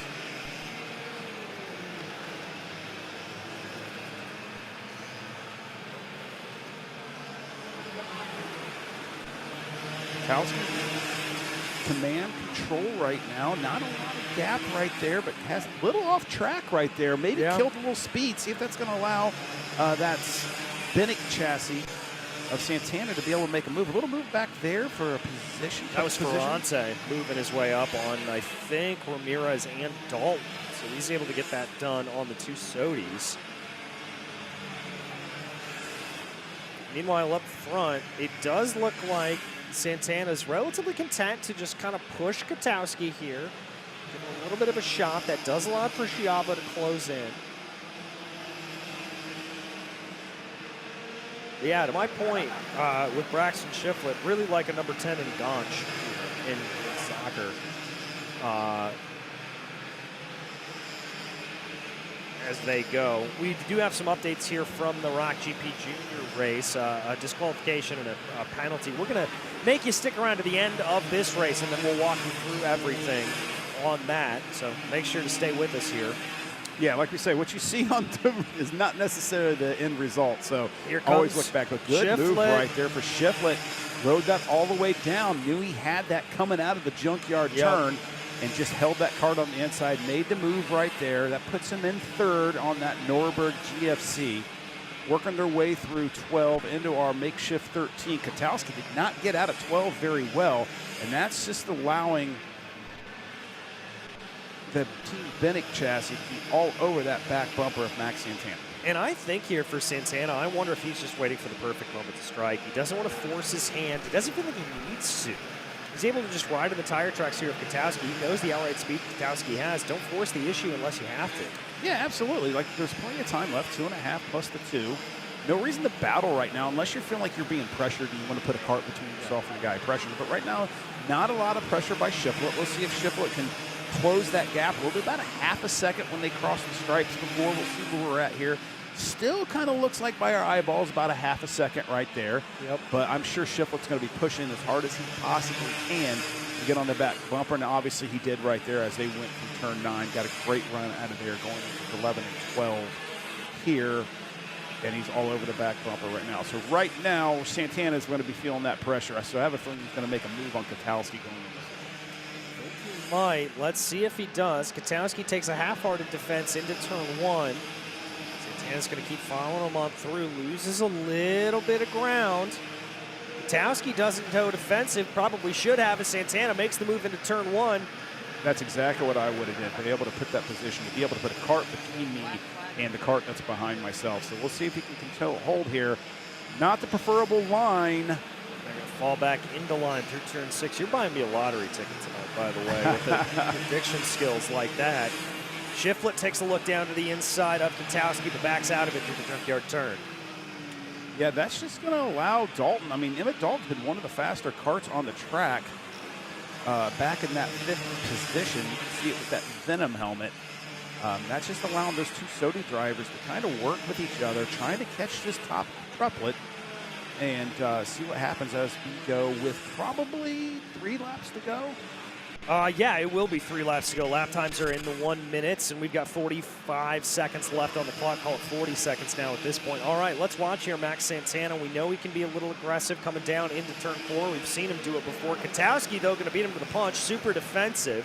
Santana doesn't go for the over-under. Now here comes Shiflett down to the inside of Santana. Shiflett gets that done as the number 7 Norberg Academy driver is up into P2. Now a fight back here from Santana. Thought about it as Shiflett went very wide into 6. Nobody can take it. Big bump there by the Team Binnick of Santana. And that shoved Norberg off. Or the Norberg Academy driver, he is now going to fall down the order as the Sodis come charging on through, as does Santana. Yeah, that was a huge hit going through 7. Really upset that GFC cart there of Santana, or of Shiflett. See if Shiflett can gather himself, get himself back up there. get a little bit of a push there by the Sodi cart that's behind him to regain some of that lost ground that he had. But, you know, your two people took advantage of that little battle with Katalski and Santana. They were able to gap themselves just a little bit. A little bit of a protective move there by Schiavo going through. Good battling here. They got the two sticks in the air, so they know it's now or never. Yeah, Shiflet's starting to push here. Two Sodis just held up behind Ferrante. It's Ramirez and Dalton. They're just not really able to get that run that they want. This has allowed for Santana and Katowski to check out a little bit. Now a defensive line from the 46 of Schiavo that really prevents an attack there from Shiflet. Shiflet gave him a little shove coming out of the corner.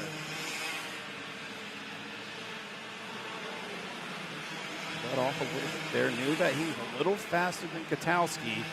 Had to breathe that throttle, give himself a little bit of gap so he's not going to push him. But we'll see what exactly happens here. See how defensive Katowski's going to be. Very inside is what I'm calling. Not going to even give an opportunity.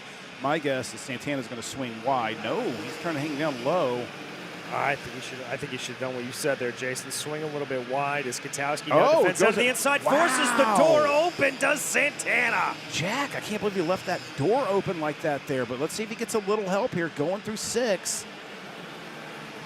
Schiavo holding on to third, Shiflet in fourth. They're in a little bit of a breakaway. This is really all going to come down as there's Katowski back up to the lead, making the move through the junkyard turn. It's going to be a drag race here. Does Shiflet try to make a play around the outside? He's going to hold on to what looks like P2 over the curbing. They've got a scatter as they go. And we've got a cart around. That's the Norberg Academy driver of Braxton Shiflet, who is spun. He's around. It's going to be Katowski up for the lead out of nowhere. I think that's Romeo Ferrante that's able to hold on to P2. It's going to be a drag race for P3. Contact, carts in the air for the line. Schiavo holds on to P3. Wow. Whoa. I didn't have much to say there. Holy smokes.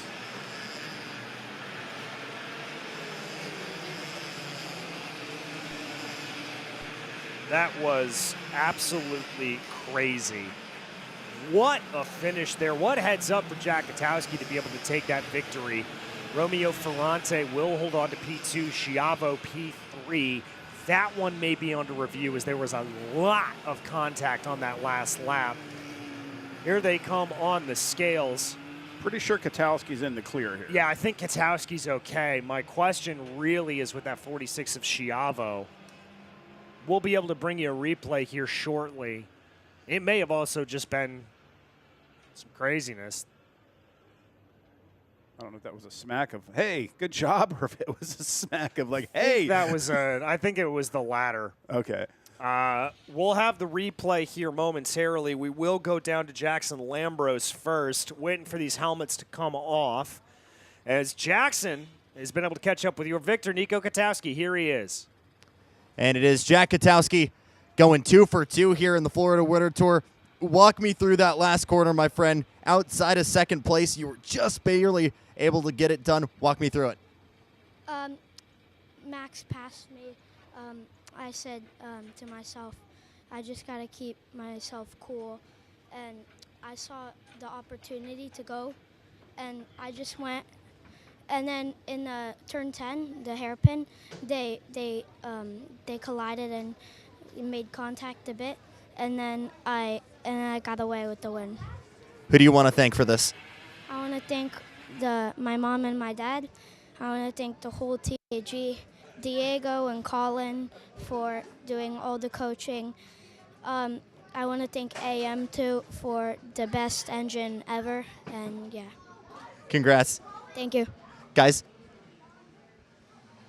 Thank you so much, Jackson. As that is that, we do want to go back and cover into that GP Junior race as we promised. Before we go to this replay, it was a disqualification for Bergman following retaliation on the last lap. We did not see that.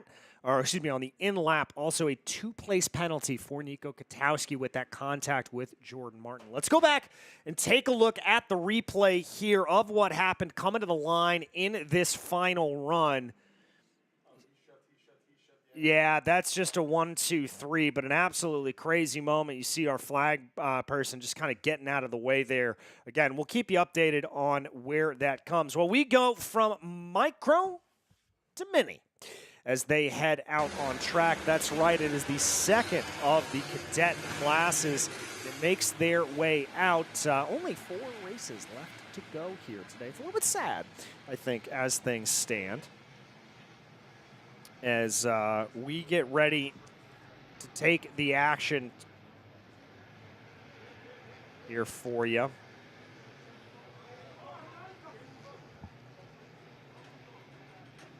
As we get ready to load back in here. Oh, we've got a cart off in the back.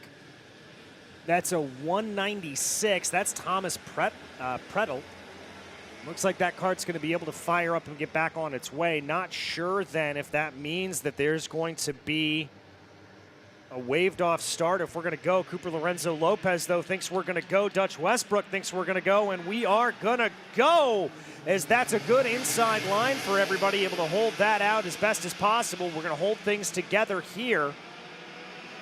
And there they go down into turn 1. Everyone trying to hold things out. Everyone keeping things together. Lorenzo Lopez up at the front of the field right now. Doing a good job. All right. As they come back around, it is going to be Lorenzo Lopez that holds on to that lead. Privateer entry doing a good job up front.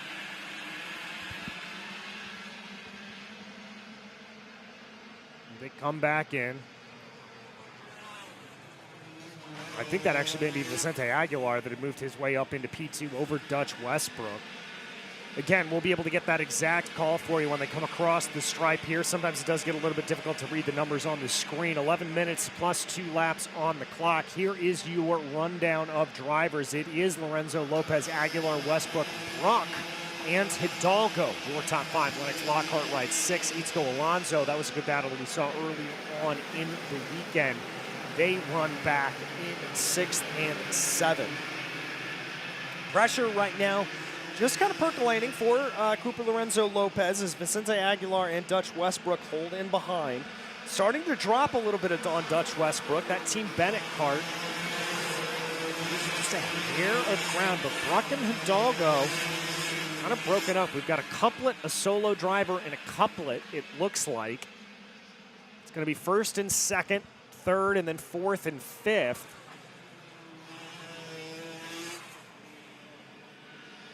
Here they go, now down into turn 12, and Vicente Aguilar starting to pile on the pressure here to Cooper Lorenzo Lopez.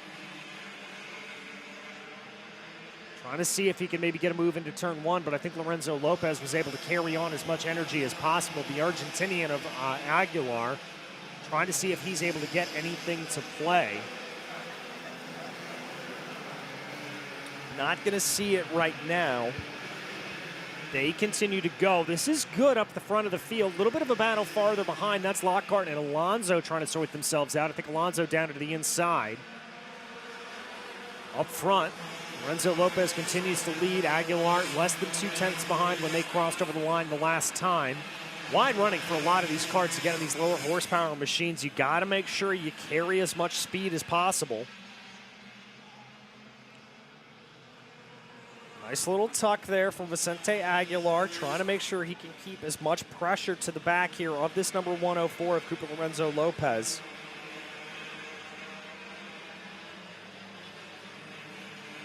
And credit to Dutch Westbrook. He's not letting them slip off into the distance. He's keeping this nice and close. A little bit of a wide line there for Dutch. I think that's going to lose him some time.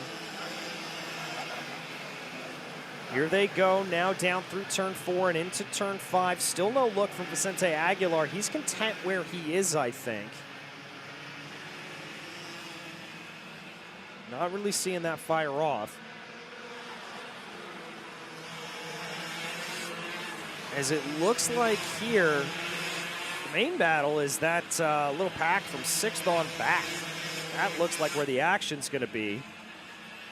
Yeah, it's pretty much evenly packed out right there. And there's the move. Lennox Lockhart has checked out a little bit. Oh, contact in the back. That's the 106 of Samuel Chavari. He's going to be spent around. And that's going to break up a little bit of that battle, too. Yeah, there you see it kind of re-fan itself back out. So now we've got the top three of Lorenzo Lopez, Aguilar, and Westbrook. Then Hidalgo, Bruck, and Lockhart kind of in their own battle. Then Alonso, Go, and Leal in their own battle. So it's a set of it's a 3 sets of triplets here. It's 9 cars kind of doing their own thing. Yeah, I mean, right now Westbrook's the fastest car on track. He's going to make that move going through Junkyard Turn right there. You can see. Yep, he got it.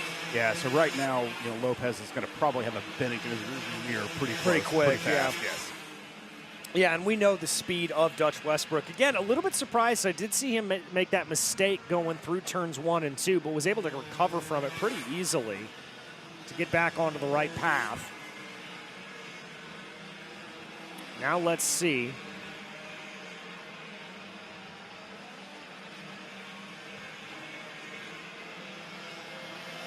I can tell you that order from the last race in the top 3, at any rate, has not been changed.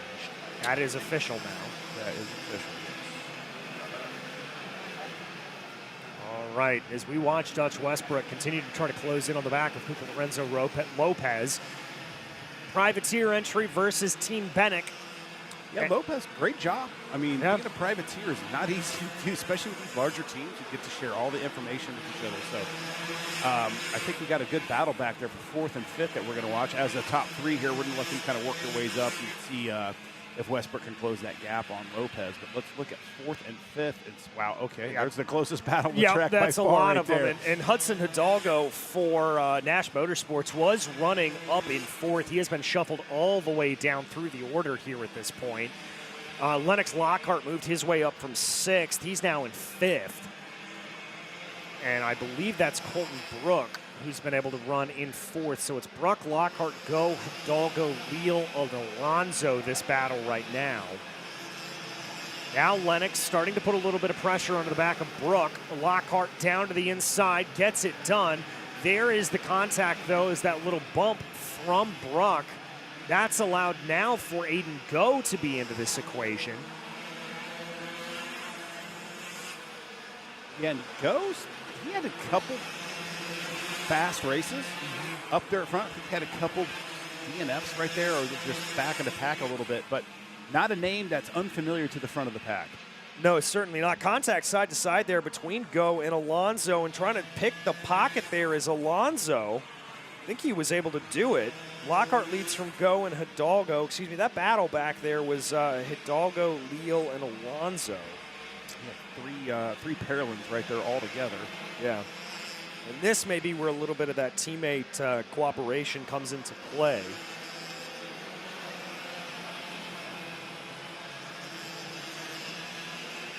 Trying to see what they do. This is the battle for P4 right now. Lockhart in that red helmet, trailed by Go. And then Brook looks like he's losing a little bit of time. Lockhart takes a look behind him, tries to see if there's anything coming. No attack here yet from Aiden Go.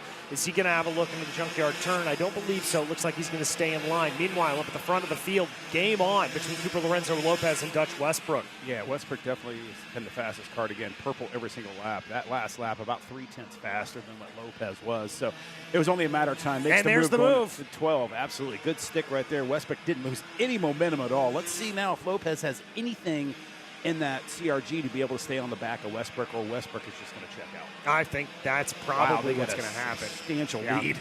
I mean, it's going to be 5 seconds, just under, call it 4.8 as they cross the line.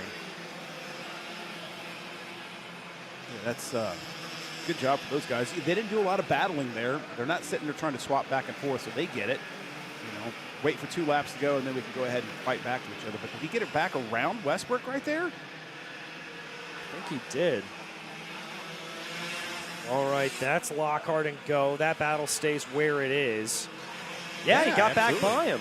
Man, the tenacity of these children, I love it. It's crazy. There's no give up. No, there is no quit in any of them. And this is great for Vicente Aguilar, who I really thought was kind of out of this battle in the 164, and now he's back in. Big hop, skip and a jump there for Lorenzo Lopez coming through the curbs to turn 11. Yeah, using all of that track that he possibly can because he knows that that Bennick is fast. Yeah, he does. He knows he's got this battle coming up. Try to see. A little more curve than Westbrook. Westbrook doesn't take a lot of curves, may not like the way the kart reacts to him, which is fine. Not necessarily the fastest route around the track, but for him, it is the fastest route around the track because he's the fastest kart on the track. Right. And that's just one of those differences in between chassis sometimes, correct? Yeah. I mean, just what your kart likes, what you don't like. We talked about yesterday. I don't like hitting curves. I don't like the way it feels. I don't like the way my kart feels. So sometimes you have to because it's just the fastest way around the track. But Westbrook obviously isn't using that much of curbing and is the fastest car on the track. Yeah, and it's different strokes, different folks, I think, is the way it is for these karters. But 2 minutes left on the clock. Well, 2 minutes and 15 seconds, which is these drivers come to the line right now. That should be about 5 laps to go if my math is correct. Never trust a commentator's math, but trust a commentator's math. That gap between Westbrook and Aguilar stayed about the same as 8-4 last time. Now it's 8-3. I think that Westbrook is being held up a little bit. Got the move here. Here he goes. Going through 5, going into 6. Hold it now. Let's see if he can do anything to keep that car in front of Lopez. As they're working their way through the carousel into 7, into the junkyard turn, going down to that 700-plus foot straightaway into 9. Want to give credit, by the way, here to Dutch Westbrook. Didn't realize the inspiration of that helmet until I got a shot of it at the back. That's a Captain America helmet. Yeah. That's a really slick looking helmet. And now that I know what that inspiration is, I like it even more. That's really nice from Westbrook. Yeah, I love that. That's yeah, it's kind of like you were talking about. Love seeing these kids kind of have their inspiration and have those things come through. Look to the inside for Lorenzo Lopez, not going to play out. Aguilar's gap was 7-9, slowly closing that gap a little bit, but just not enough as Lopez looks to the inside. Whew, he's going to have to really get on those binders late there to make that one stick as Westbrook had a pretty good gap on him. Yeah, I think that was a little bit more of a situation where Lorenzo Lopez was just seeing if he could force a mistake out of Dutch Westbrook. I don't think he had any intention of sticking his nose in that gap. Yeah, we'll see if that changes here with about 40 seconds to go with the 2 laps. Pretty clean race for everybody. Not a lot of battling going on. What's going on back there for that gaggle of karts that we saw that was in 4th, 5th, and 6th? What's the timing looking like on that? Go and Lockhart were nearly identical as they crossed over the line. And there it is behind you. That's a nice little battle. Yeah, we're going to keep an eye on that for just a little bit here. Go has been able to hold off Lockhart for the moment. This, again, the battle for P4.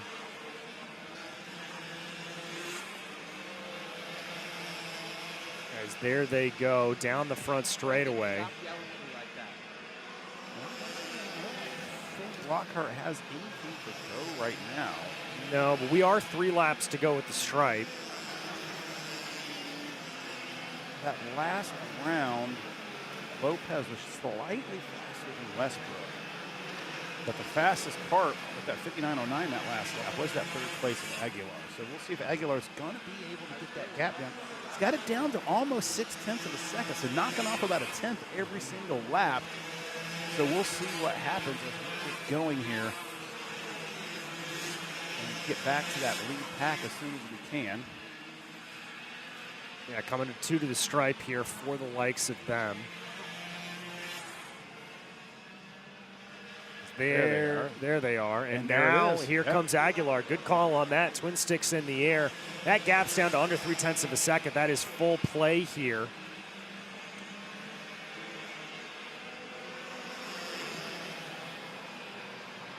As there they go, trying to be able to hold everything.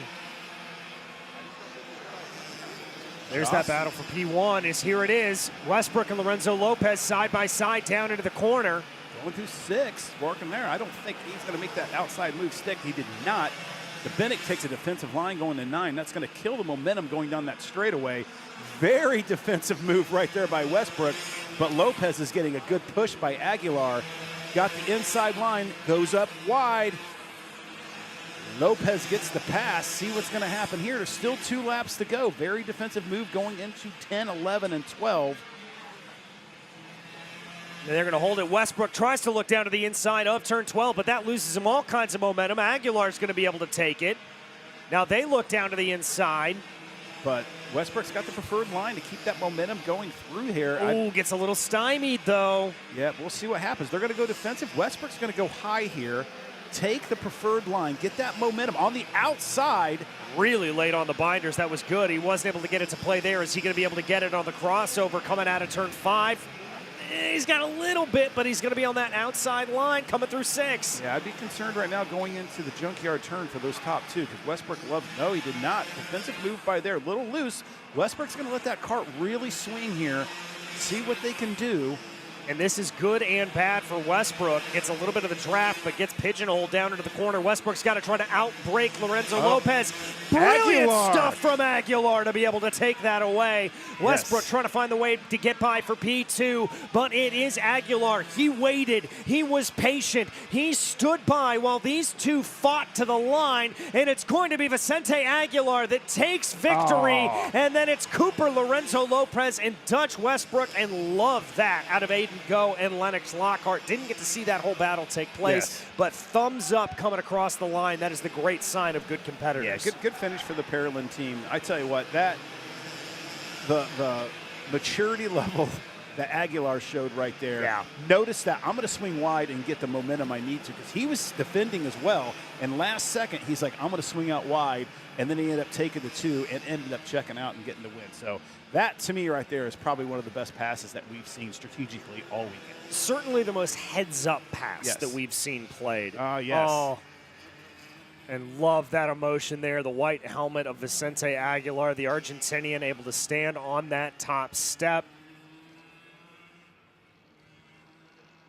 All right, looks like we're not going to have any interviews with Jackson Lambros. We're going to just let him celebrate there for a minute.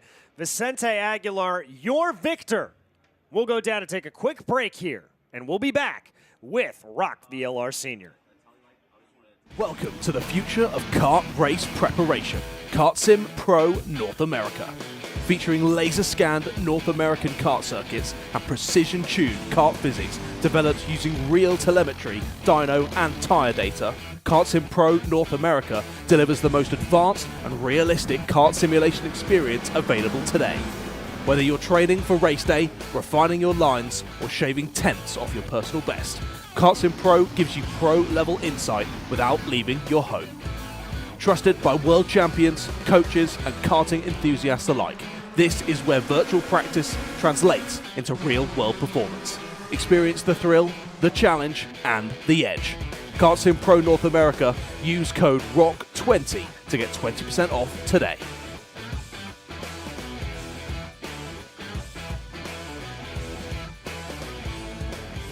When it comes to innovation on the track, Odinthal Racing Products leads the pack. From the highly popular EasyGP camera mounts to our tough case to GoPro case, racers everywhere trust ORP for strength, reliability, and precision.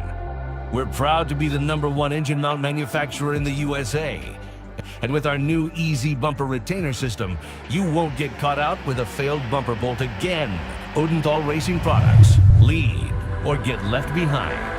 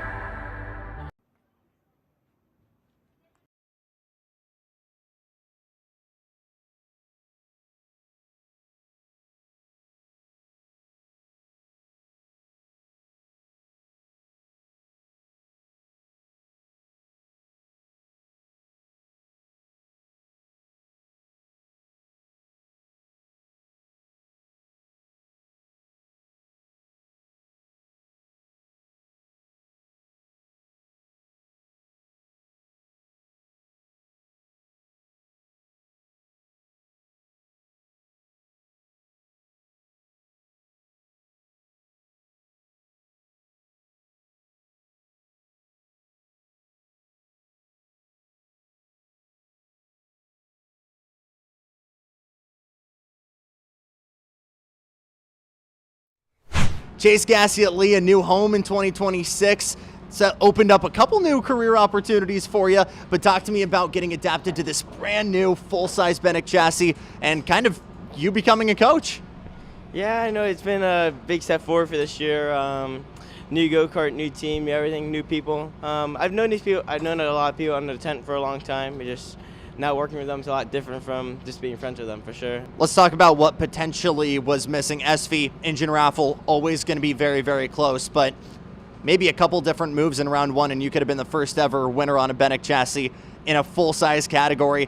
Talk to me about what potentially needs to change here going into round two. Just maybe smart, race a little bit better, just make better decisions. Maybe don't get a pushback on the first lap, first corner, and maybe you can do a little bit better there. I would love to get your opinion on what the parity feels like motor to motor, because hearing the remainder of this class so far, I've only heard great things. What's your take on just how competitive this field is right now? The fields are obviously going to be close. Everyone's going to share engine. Everyone's going to have similar stuff. And then just like, it's not going to make a big difference. And yeah, I mean, engines are always similar. You always got to find just what each engine likes and what some don't. You know what it is. We really appreciate the time. Best of luck to you, Chase. Thank you.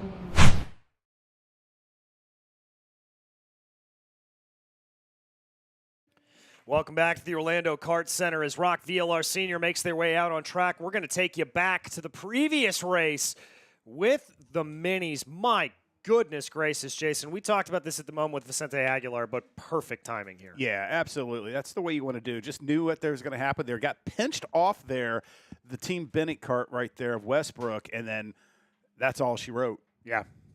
And this is coming to the line right here. Look at the emotion. Yeah. Absolutely love that.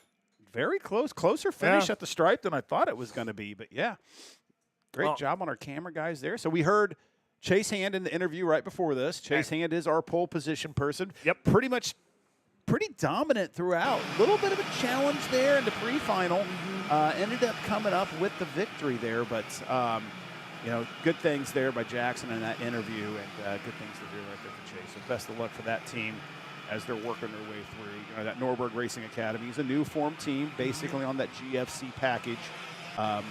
Single speed's pretty new for those guys. All right. The rest of the top five, by the way, is Chase Hand, Santiago Fernandez, Sebastian Garzon, Mauricio Hernandez, and Colin Lloyd. So we're going to be watching them. Lloyd will be starting to the inside of Joaquin Gorlero Pizarro, the Argentinian there. As we get ready to come around to green. Hand leading us around right now. This will be back to our standard 14-minute plus 2-lap way of doing things. Following this race, it will be the Masters and Super Masters, and then we will come on with the VLR Juniors. And then everyone shed a tear. Florida winner to round 2 will be done for the day. And this is the last time we're here, so we'll be at a new track for round 3. Yep. Without DJ. Yep, I will be in the desert as Chase Hand leads those field into the tram lines. And the green flag flies. We are racing. It's a good getaway there for Hand. Fernandez tries to fight him around the outside. Garzon to the inside as well. Kart's turned around in the middle of the pack. Unfortunate right there. Hate that for the main, but that's just a part of this racing. As we go, good job by the ROK officials right there. Another incident there going through 3. Not sure what happened. Looked like I saw the 921 of Arthur Cordero involved in that incident on the exit of turn 3, so not the best run there for them. Great sight line down here from our Jason Laurie as you see those carts spill into turn 6. Yeah, as they're working their way through. Hand in typical Hand fashion, going down to 9, head tucked. Kart tire temperatures aren't quite up yet to that optimal pressures, and get the carts a little squirrely there going to 9 under that hard braking. But as they're working their way through 12 down to 13, let's see if they play it smart, see if they go single file for a while. Let the time kind of click itself out. Yep, it's Garzon running second, then Fernandez, Lloyd, Hernandez. Your top 5. Leo Pizarro, big movers on that opening lap. Got to give credit here to Alex Taskov up 12. Anthony Rivera up 10, so making some big moves on those opening lines. Yeah, Taskov's on that Techno kart, so I'm sure Mardan has helped him get that kart set up, because we'll see Mardan in the next race in the Masters class, who's been pretty much one of the fastest karts out there on the track, so I'm sure that information has been shared between the two. As we're watching Chase Hand here just slowly gap Garzon, but Garzon's got to be a little defensive here And that's what's allowing Hand to kind of check out. And if I'm 2 through 5, that's the last thing I want to see. Yeah, exactly. And the real defense there, I think, was thrown by Fernandez on Colin Lloyd and Mauricio Hernandez. They kind of had to watch out for that, as there was definitely an attack coming from behind. That's now allowed for Golero Pizarro to kind of catch back up, as is the rest of this trailing crew. So the battle is on really from second on back, as Hand starts to sort himself out as the dominant factor in this race. Move for 4th place. That's Hernandez on Lloyd. Yeah, I mean, as Jackson, I think Jackson said it yesterday, or you said it, but the reason why you're defending is it's not like you're losing one position. You're going to lose 2 or 3 or 4 positions, because you don't know exactly how many carts are going to be coming with that one guy. So there is a little risk and reward there to be able to do that. But right now, nobody has anything on Chase Hernandez. He is only driver in the 56.54 fast lap. But then you have Hernandez and Pizarro back there also in the 56s. Fernandez able to make the pass there on Sebastian Garzon. That's Kalkev versus Orsilon Racing. Nice move by Fernandez. Gave a little bit of that, hey, come on, let's work together and go. But I think he's got to worry about Hernandez coming from behind him, who was able to get the move on Colin Lloyd. But the more we call the names of these drivers from second on back, the more that this becomes a battle for the best of the rest. Here comes Hernandez into the inside of Garzon, going to shut the door at the exit of 4. I mean, it's when I race, I always talk to the guys around me. I'm like, let's just work together. Like, if he gets checked out, let's just work together. Or if we get together, let's go. And then gloves are off and team go. Yeah, type of a deal. The way that they're doing right now is, I would not recommend that at all, any type of racing, because there's so much time left. And you can see the frustration that they're having as they're battling. They're like, as you're sitting there watching Hand just check out. Yeah. And, you know, what's sad is Fernandez has really nothing for Hand. But he's also gapping, because you have the 3rd position guys are just battling back and forth like it's 2 to go. Yeah, and that was Colin Lloyd down to the inside there of Hernandez and them.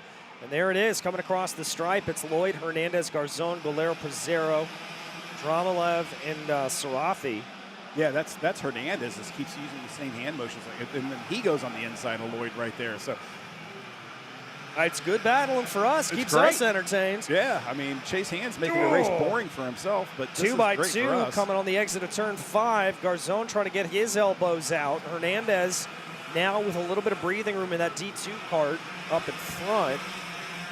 I mean, it truly is a battle for that final spot on the podium for those guys right now, because you do see Fernandez, a little bit of a gap there back to Lloyd, but Lloyd's got himself a little bit of a gap there on the group. Maybe he can catch up with Fernandez, and those 2 guys work together and be able to chase Hand down. No pun intended.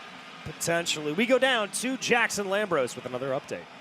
You look at the context of this VLR Senior battle, guys, and this is still exactly the position Colin Lloyd wants to be in, because he's still maximizing that point output going into round number 3. And for Chase Hand and Santiago Fernandez, we don't know if they're going to be there for round number 3. Both of them no-shows in the opening round here at Orlando a couple weeks ago, but you set the tone here. All Colin Lloyd really wants to do is find his way on the podium, but out in front, Santiago Fernandez, who we saw a little bit at the tail end of Florida Winter Tour last year as well, ran at Houston, but was unlucky, really flexing the muscle for this Argentinian Kalkev team. Will try and close that gap to the American Chase Hand.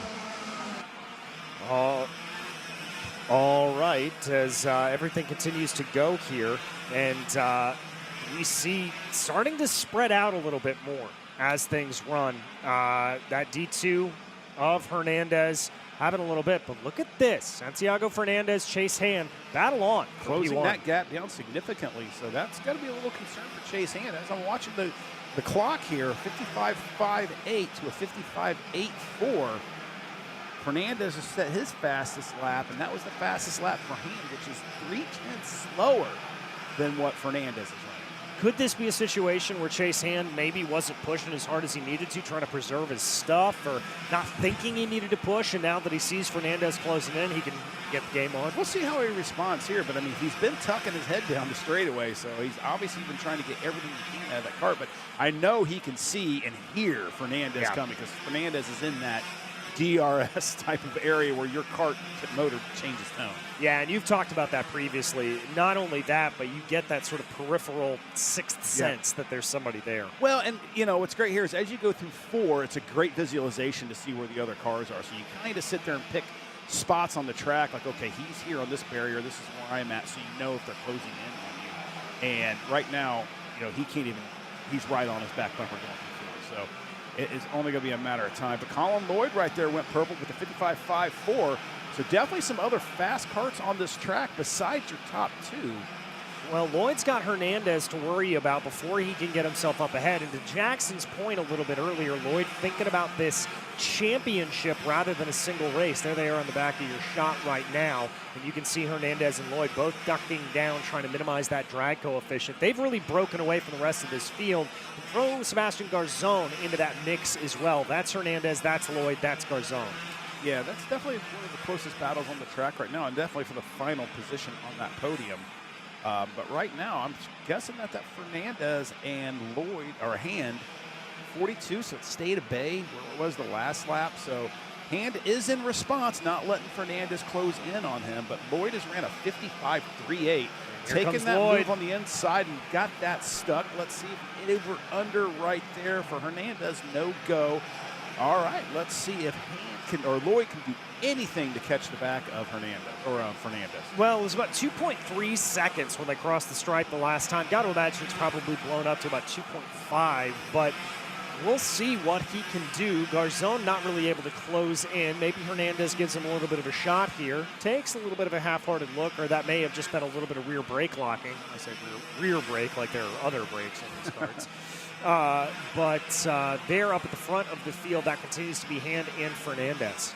Yeah, if those two get together and start battling, that's exactly what Lloyd wants right now. He wants those guys to start being very defensive and be able to slow their lap times and come back to him. 2.55, the gap between Lloyd and Fernandez on the last time of asking. Lloyd about 1900ths of a second slower. Yeah, that gap was 4 tenths. Now it's 3 tenths. That last lap of 55.2 to 55.4, so 12 tenths faster. So he should be just a little bit closer this time. I'm going to say going to be in striking distance here pretty soon. I think he will be as well, but we'll have to wait and see. Under 5 minutes plus 2 laps left to go on the clock. Let's see what they do. Hand doing a good job of just holding off here. I don't get the sense that he's over pushing. I don't get the sense that he's over driving. He's just calm, cool, and collected up at the front of the field. Let's keep an eye on the gap back to Colin Lloyd. That's grown by about 1/10 of a second. Yeah, I'm not shocked on that one. So that gap for Odinthal closed by about 300ths. So Lloyd's doing a good job or Hand's doing a good job of matching Fernandez's pace on that last lap. See if they can continue to do that. That's going to be the real question here. That 927 Norbert Karting Academy machine, the dual livery, as it were, with the whites and the purples. With a little pink accents in there that you can see on the hot pink. Well, as you said earlier, it's a really striking livery. Yes. In person, it's really, really good. I'm not normally a fan of split liveries like that, but it really shines well under the sun. And they're in Florida. They're a Florida-based team, so they get plenty of that. Yep. Let's see where that gap is as they go across the line here. It was just under 3 tenths last time. It is now 2 tenths. Definitely clicking off just a little bit every single lap. Plenty of time left in this race. Not quite there yet in a clean striking distance, but we'll be there soon. Yeah, we'll be there very, very soon. I think this is where we keep our eyes because this is where that battle's going to fire. Colin Lloyd lost another 1/10 of a second up to Santiago Hernandez, excuse me, in that D2 Motors machine. Keeping things close, keeping Colin Lloyd honest. Battle here for P1. This is where it's going to be. Right now, yeah. Yeah, just a little better on the brakes coming down into turn 9. Let's just see if maybe Fernandez is going to be patient. Just he's up to where he wants to be. He's in striking distance right now on Hand. Just ride this out. Yeah, I mean, I don't think you need to throw the baby out with the bathwater. Whoa, that was a good line there for Fernandez to keep things together. Here he takes a look to the inside of Chase Hand. Gets it done easily. Hand's not going to fight him back too hard. No, let's see what Hand can do here. See if Fernandez can continue with that blistering pace that he's been running, or if Hand's going to be able to reciprocate and make a move to stick it going down to 9. Didn't really slow their momentum down too much, which doesn't benefit Lloyd at all. Those top 2 guys have been spreading that gap to Lloyd back a little bit. Here's the move. That's going to slow him down a little bit. This is exactly what Lloyd's going to want. And Hernandez, because Hernandez has closed that gap on Lloyd. You can catch him there just in the background as our camera kind of screens away. Battle back in here. I mean, this is working out to Lloyd's favor. 2.97 was the gap last time. Where we're at here, 2.40. So a half a second with 4 laps to go, probably. Yeah, something around that mark. Which puts the math, commentator math, pretty dang close. Yeah, this is going to be interesting to see how this plays out near the end of it. There's that duck from Chase Hand. We normally don't see it all that much there on the exit of 5, but I think he knows he needs to maximize speed wherever he can.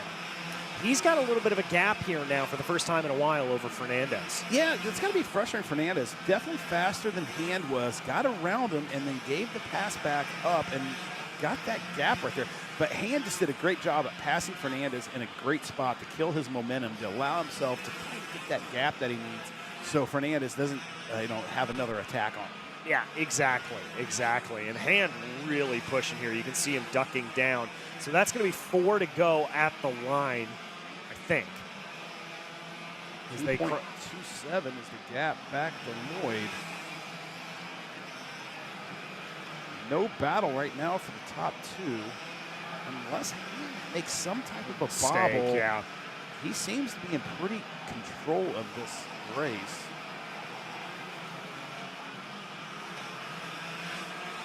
Really keeping things together here. That's the first time I've seen him actually glance behind him this entire race. I think it may be 3 to go at the line. I think my math may have been a little bit wrong there. There's that battle for P3. Lloyd continuing to lead. They may get back through. It will be probably 3 to go. 10. It's going to be close. No twin sticks. It's 3 to go. Wow, that was really close. That was really close. But I think Hand was hoping the twin sticks were coming up. Yeah, he's like, please save me from this. Like, I don't want to keep battling. Yeah, but he's, right now, Fernandez just, I don't know if overcooked the tires with that quick battle right there that he had with Hand, or the hard push to get himself back on that back bumper, but definitely has lost his pace a little bit there. Yeah. Hand is kept at bay, doing a great job going through 8 to 9. Well, I wonder a little bit if this is kind of opposite strategies playing in. The Hand saved his stuff a little bit, and that's why we saw him on, frankly, lesser pace. And if the flip of that being that Fernandez pushed like all get out early on and is compromised, and it compromised his pace late race as a result of that. There are the twin sticks, 2 to go at the line. Absolutely, but I mean, he's closed the gap down.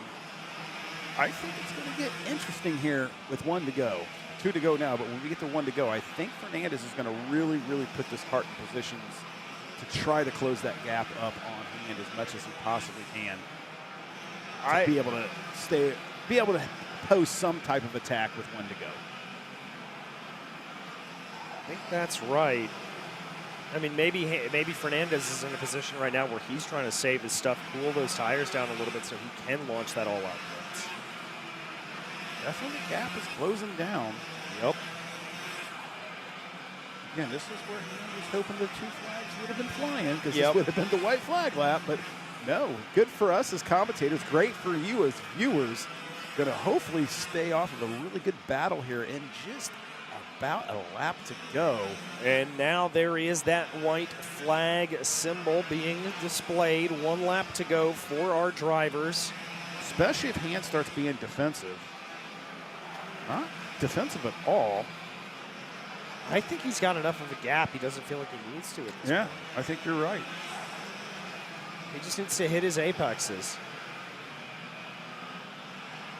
Good line through 6.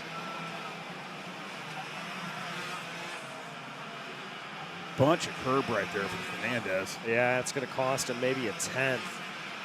He doesn't have it. I think this is Chase Hands. If he does not make a mistake, Chase will be able to hold on to victory here. Comes down through 10 and 11 for the final time. Fernandez able to get a little bit of a better run through that last sequence of corners, but it's going to be too little too late as the American Chase Hand comes across the line, pats the cart as he does, as if to say thank you. Fernandez right behind him. Good stuff. Yeah, great race for Chase. Just a great weekend for them. Really Yeah. just was dominant, no issues. The cart came out of the box great. Picking up some extra rubber to make sure he makes weight. Yep, it's not just Formula One that we see that. And there again, that great sportsmanship among competitors, that thumbs up given by Santiago Fernandez, the two of them fighting tooth and nail, particularly in the, I would say, sort of second third of that race. Yeah, hats off to Fernandez for, really trying to put a battle together. But, I mean, Chase Hand just reciprocated and checked out. Yeah. Good Yeah, run. and there's that heads up. There's that head. Congratulations. Chase gets out of the cart.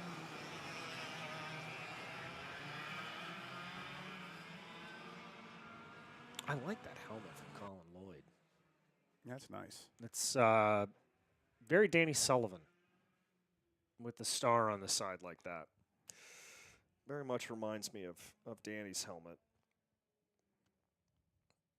But as Chase kind of takes off his protective gear, that means we can send it down to Jackson Lambros, our man on the ground, who is with the winner. And one of the guys that's helped build GFC here on the East Coast, planting the flag firmly in VLR Senior. A great battle out in front, not just today, but all weekend. Talk to me about how you got it done over Sandy.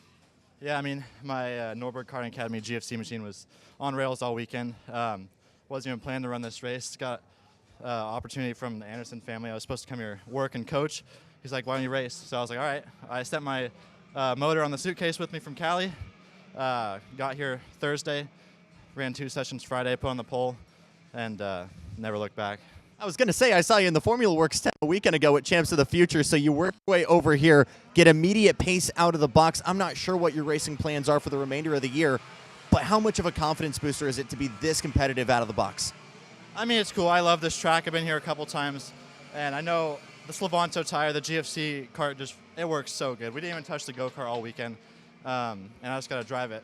This track's close to home. It's like my home track at Prairie City where you smash the curbs all day long, so it's just who can do it the most consistently. Congrats, Chase. Thank you. We'll keep it going really quick here. Santiago Fernandez, it's good to see you. Last time we talked, it was Houston, and you came back, performed phenomenally for the small Cal-Kev team. Tell me what maybe just felt like was missing there in the final. Well, it was a good race. We're missing maybe a 10th on Chase. He's kept on pulling us a bit on some corners. It wasn't a bad weekend for us. We decided last weekend to race, last minute, and at least we finished on the top 2. Always great to see you. Great job out there. Thank you. Guys.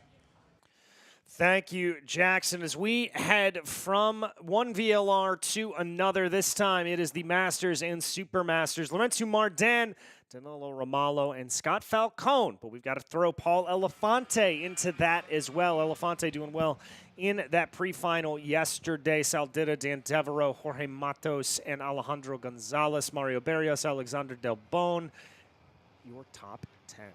Yeah, we'll see what happens here. Again, another one of those mixed classes. So we have Masters and Super Masters. As you can notice by the numbers, the 3-digit numbers are your Masters. The 2-digit numbers are your Super Masters. Interesting. Scott Falcone kind of struggled. Put that thing into up to 3rd in the pre-final. So he's going to be separated, be in a preferable spot, sitting back there right behind Mardan. But you got Elefante, who's behind Romalo. So we'll see if those two are going to be able to work together and see if they're going to be able to stay off any type of a battle and bring it to Mardan. Yeah, it's going to be a good question to be able to see, but right now, Lorenzo Mardan and Danilo Romalo will lead our 2 columns into the starting grid as we get ready for our penultimate race here from the Florida Winter Tour Round 2. Green flag in the air, we go racing. Mardan able to hold off a terrible start there from Romalo. He's going to fall all the way back down through the order. Yeah, it was awful. But he'll work his way back up through there. We'll see what happens. But, Mardan is going to be so fast and so fast early because he loves quick tires. That he does. I can tell you that it's Paul Elefante and then I believe Saldita, who wound up 2 and 3. Trying to get an ID there on that fourth car. I believe that is Romalo. So that's going to be the question here is how far can Mardan escape off into the distance and how quickly can the rest of them catch him? Did have thought about a little bit of a move there on Elefante. Definitely thought about a move, but got crossed up as he did it, and he'll fall from third all the way back to about fifth. Yeah, and that allows. Who's that second place right there? Is that That's Elefante. Is that Elefante? Elefante is P2, and I believe Romalo is P3. Gotcha. Okay. As we look back a little bit farther in the field. No, that's Romalo's in second. Oh, Elefante's it helmet's Romalo. a little different. Oh, okay. And I love Saldita's helmet because I can see that from a mile away. Yeah, exactly. By the way, racers, if you ever want commentators to talk about you, put nice bright helmets out there. Yeah. We can call you out pretty quick. Unique bright helmets, and we will immediately go, oh, okay. There you go. So Elefante's kind of sitting here in third by himself. Yep. That's got the, is that the Rollison Performance with Barrios right behind him? Yeah. I mean, the bad drop here was Falcone. He didn't start where he needed to start there. He was down. He was like on the outside back in like 5th or 6th from the start. So I don't know what the our lineup was here for, but it wasn't correct. But anyway, there we go. Is that Elefante makes his way around Mardan? No, that's that was Romalo. Is that Falcone? No, that's not Falcone. 30. That's Savalos. I saw the Orsolon and immediately thought. But Romalo took the lead here, I believe. Yes. Yeah, and Mardan kind of waved him by. So I think Mardan is either struggling with something or he knows that the pace is fine. He just maybe knows that he's going to come back to him a little bit. Yeah, that would have to be my assumption. Although Romalo has been nigh on untouchable this weekend. Oh, absolutely not. And then you got Elefante sitting back there, see what Paul can do. If he's going to be able to put that cart together, get the pace he needs to do to get the back of Mardan. Right now, everyone's pretty separated. I don't think there's a lot of battling going on. Keep an eye back there on, though. Falcone's all the way down to 15th. Something happened. Something had to have happened to Falcone. I was going to say keep an eye on Falcone to make his way through the field, but that is not happening right now. He's going the opposite direction. Yeah, we'll have to keep an eye on that from Scott. But up at the front of the field, credit to Lorenzo Mardan, not letting him escape. Mario Barrios there in the Rollison. Keeping things close with Paul Elefante. Now, this is one of those battles that is not for class position. It's ostensibly for bragging rights. As Barrios has got 4 carts in between himself and Gabriel DeLuca, the next Supermasters on the track. Yeah, that's an interesting thing right there because Barrios has had good pace, but not the pace that Elefante's had. So he must have found something overnight with that cart and is putting on a nice little battle for a podium overall. Yeah. In an overall podium as a Supermasters, I mean, talk about something you can thump your chest about. That is certainly something that you're going to want to have. Yeah, absolutely. So we'll see what can happen here in that cotton candy-colored Rollison Performance Group. Yeah, as Jackson said yesterday, absolutely perfect description there. Here he comes. He's starting to put some pressure to the back of Elefante. Ducking down a little bit. Saldita likewise under pressure from Dan Devereaux. Alejandro Gonzalez also in that mix as well. Keeping our eye here on Elefante versus Barrios. Falcone's still out there running. We're hearing that he spun out, and that is what put him back down through the order. So unfortunate break there for Scott Falcone. I wonder, did he spin on his own? Did he get a little help? He spun on his, just pushing a little hard. Yeah. Got kind of got shoveled back on that start, so probably got a little frustrated, pushed it too far. Yep, and that is something that we have seen, unfortunately, from Scott more than once. Just a little bit too overeager, too early. Romalo starting to stretch his legs up the front of the field. The gap now 1.3 seconds. This continues to be our closest best battle, Elefante versus Barrios. And that's not good for Elefante because that's going to allow him to not run the preferred line because he's got to defend a little bit to keep that third spot. Technically, he's still in third, but that's just going to not allow him to catch up to Mardan.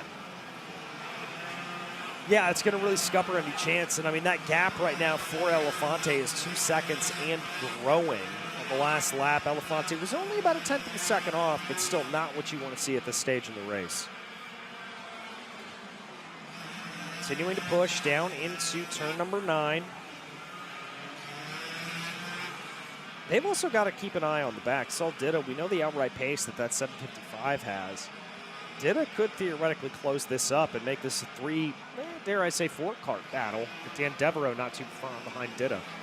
No, if they start battling, there'll be a recording effect, and that'll allow that Luca and Gonzalez and Devereaux all kind of close that gap on them. We haven't seen a lot of battling in that mid-pack with these guys. They've all kind of checked themselves out and separated a little bit there. But you know, if I'm Elefante here, I'm probably a little frustrated right now. Like, I'm not seeing that gap close on Mardan. You have no one to help you right now. What are you going to do here? I mean, he did take a couple of hundredths out of it on the last lap. I think it was over 2 seconds, and Elefante was able to kind of chisel it down to 1.99, but not a substantial change is what I would say. No, all you can hope for is something is going to happen to Romalo that's going to bring him back to Mardan, but I just don't foresee that happening right now as Romalo just continually stretches out that lead. 2.2 now, stretched out by a half a second. I mean, 56.74. Romalo just ran his fastest lap to a 57.24 from Mardan. Elefante at 57.16. So Elefante is faster, but Barrios is 57.15. So, man, Romalo is just flying out there. The only driver in the 56s. Checking back on P5, that battle we kind of intimated about a little bit earlier. Sal Ditta, Dan Devereaux. Ditta in that bright neon helmet. Devereaux, the DDR behind him.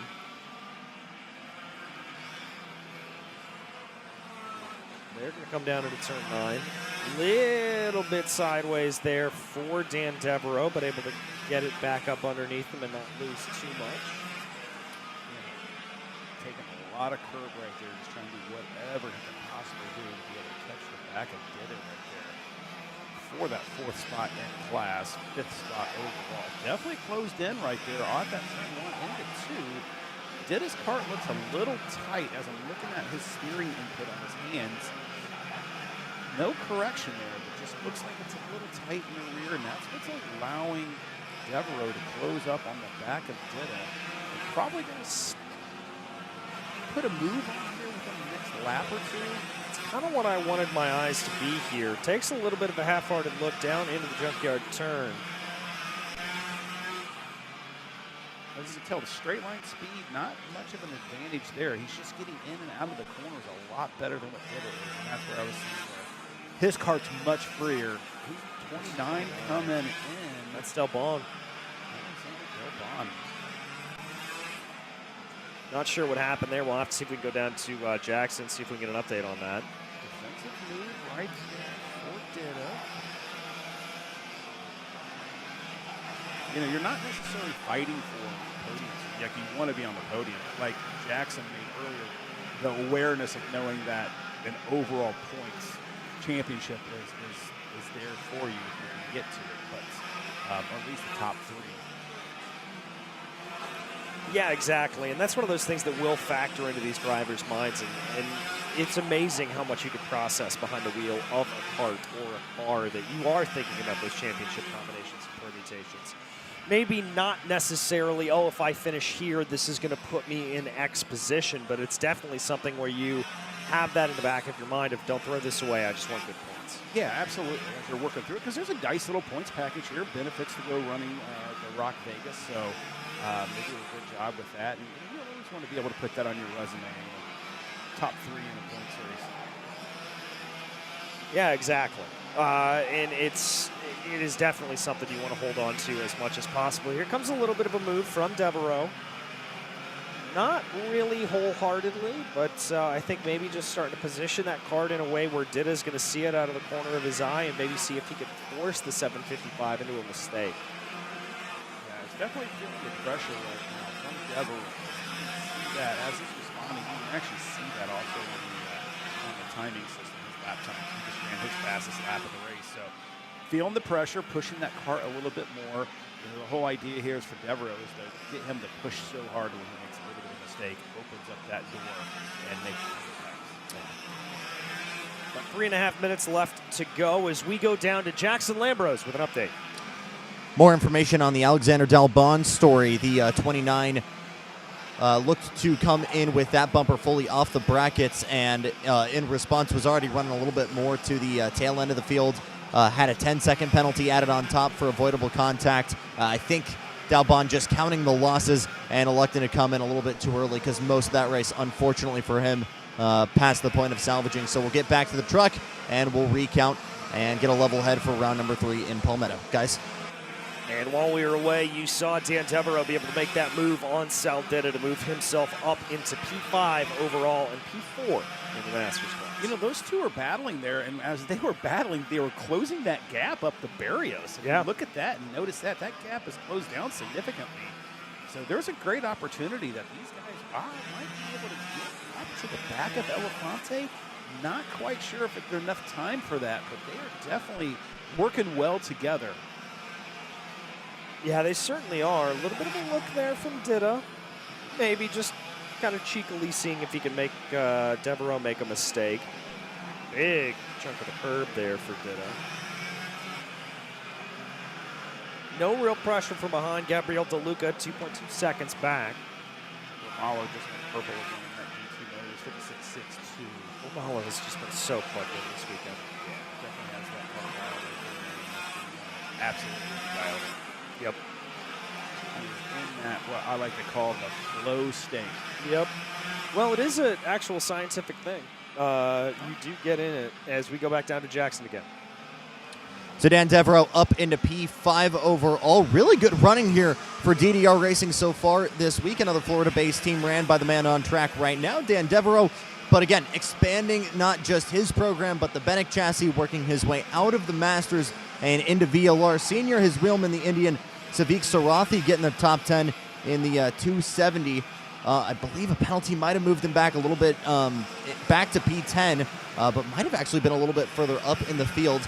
But again, setting the tone here for Florida Winter Tour for Benek is building that chassis in the top line. You got CGL now working with them at the senior level. In GP and SV, you've still got coaching now coming from Chase as well. And on the Masters side and on the VLR side, you've got Dan Devereaux trying to build that front as well. So a lot of growth for Benek here, and it's all happening right here in the Sunshine State. Guys? Yeah, plenty of good stuff to see them come in. Jason, you were just looking at something out the window. Oh, I thought I heard the patented someone hits the Tech Pro sound. Ah, okay. That patented thud, but yeah, no, it wasn't. The funk, yes, as it were. No, continue to go here as Dan Devereaux continues to lead over Saldita. This that battle for 5th place in class. Let's focus in here on P3 in these last couple of laps as Elefante and Mario Barrios starting to get a little bit closer again. That gap has come down once more. Barrios starting to see if there can maybe be a little bit of a charge here for your Super Masters leader. Yeah, just to kind of get that 3rd overall. I mean, Barrios has nothing to gain here with that pass. He's 1st overall in class, but always that bragging rights. Yellow out, yellow out. I think that was just a solo car spin. It's back to green again. I mean, as you sit there, it's Mardan still working those needles, hoping something happens, but Romalo's not even in the picture. Yeah. There's Elefante, there's Barrios. That's that battle for 3rd. That gap is a half a second. And across the stripes last time. With 2 to go here. There's Mardan on island on his own. Kind of a little shocked with Elefante here, though. To be honest with you, like he was up there challenging Romalo and challenging Mardan. He looked good yesterday. And just, you know, his pace is there with him. He just got shoveled back a little bit off that start, and that allowed, you know, Mardan and Romalo to kind of check out a little bit, and he was never really able to kind of close that gap. But speaking of closing gaps, Barrios definitely closed that gap on Elefante. Not sure if it's enough yet. Going to be coming to the white flag this time by. So we'll have to see if it is enough to close it in. But behind Barrios, Devereaux and Ditta definitely has closed that gap quite a bit. And if there was more time on the clock, that group right there will definitely be in an area to be battling for a third spot. Yeah, the white flag is in the air. 1 lap to go from the Orlando Kart Center. Elefante continues to hold on to that third place position. Danilo Romalo out in his own zip code up front. Yeah, he's definitely gotten himself into some lap traffic as well, but no issues there as he's working his way through that white flag. There's Elefante, there's Barrios, working their way through the carousel. 7 into 8, junkyard turn down to 9. Barrios looks like he's lost a little bit of time here to Elefante, and I think that's going to be able to allow for Paul to hold on to that top 3. Good run for the Rocket Racing, a good run for Paul, like working that chassis all the time. Showed pace all weekend, which is great. And checkered flag in the air for Danilo Romalo. You see that picture-in-picture on your screen. Romalo comes across the stripe, takes victory. Martin takes P2. Elefante, Barrios, Devereaux, Saldita, your top 6. DeLuca is second place in that Supermasters category. A couple of cars a lap down. Scott Falcone, good fight back from the driver of the number 99. He'll be able to finish in P11, and that's 3rd in the Supermasters class. For Scott, I don't know what exactly happened there. I'm sure he's going to be frustrated with it because he had the pace to win that and probably the pace to be on the podium overall. But I'll probably see Paul here in a little bit, or Scott here in a little bit, and I'll find out for you. Oh, there you go. We'll get ready to head down to the scales here. Danilo Romalo, again, a fantastic performance from the Brazilian to just dominate up at the front of the field. I saw a lurking Jackson Lambros down there. I think he's ready to catch up with our winner. Jackson. Danilo Romalo, the head honcho of D2 Motors. A win on home territory sounds like pretty good advertisement for the company. Yeah, it's pretty good for the company. Yesterday in the pre-final, I have some issues with carb, and today I'm fixing. And I think I have a better set of tires too, so the speed is there. And I'm really happy about my too hard for make sure that I have the best on the track, and that's what I have. So that's it. Thanks for everyone, and thank you. Congratulations. Thank you. Guys. Good stuff there from Jackson. Good stuff there from Danilo Romalo. Obviously a very happy driver to be able to take that victory. Always a good feeling to come out victorious. All right, we're going to take a quick break away from you here. We'll be back shortly with our final race of the weekend. VLR Junior coming at you after this. Odinthal Racing Products leads the pack. From the highly popular EasyGP camera mounts to our tough case to GoPro case, racers everywhere trust ORP for strength, reliability, and precision. We're proud to be the #1 engine mount manufacturer in the USA. And with our new Easy Bumper Retainer System, you won't get caught out with a failed bumper bolt again. Odinthal Racing Products. Lead or get left behind.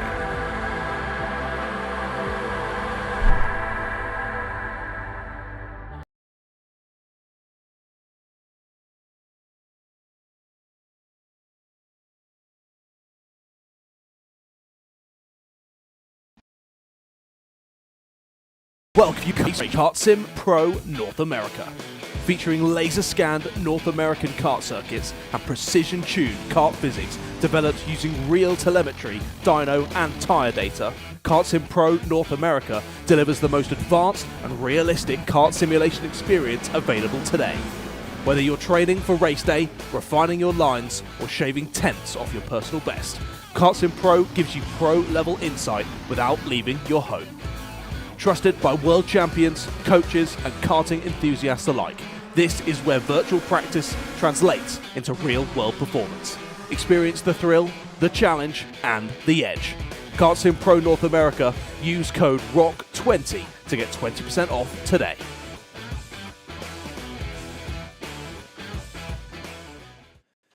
Welcome back to the Orlando Kart Center, and already before ROK VLR Junior has started, we've got a cart off. Can't get an exact number identification on it. 868? Is that what I'm seeing? Maybe. But that also may have been the 883, potentially. Alexander Savage, it'd be a rough day for him. That would be 2 DNFs if it was the case. But up at the front, 888, right? I think it's the 808. I think that's the 883. I think that's Savage. We'll be able to tell you here for sure shortly.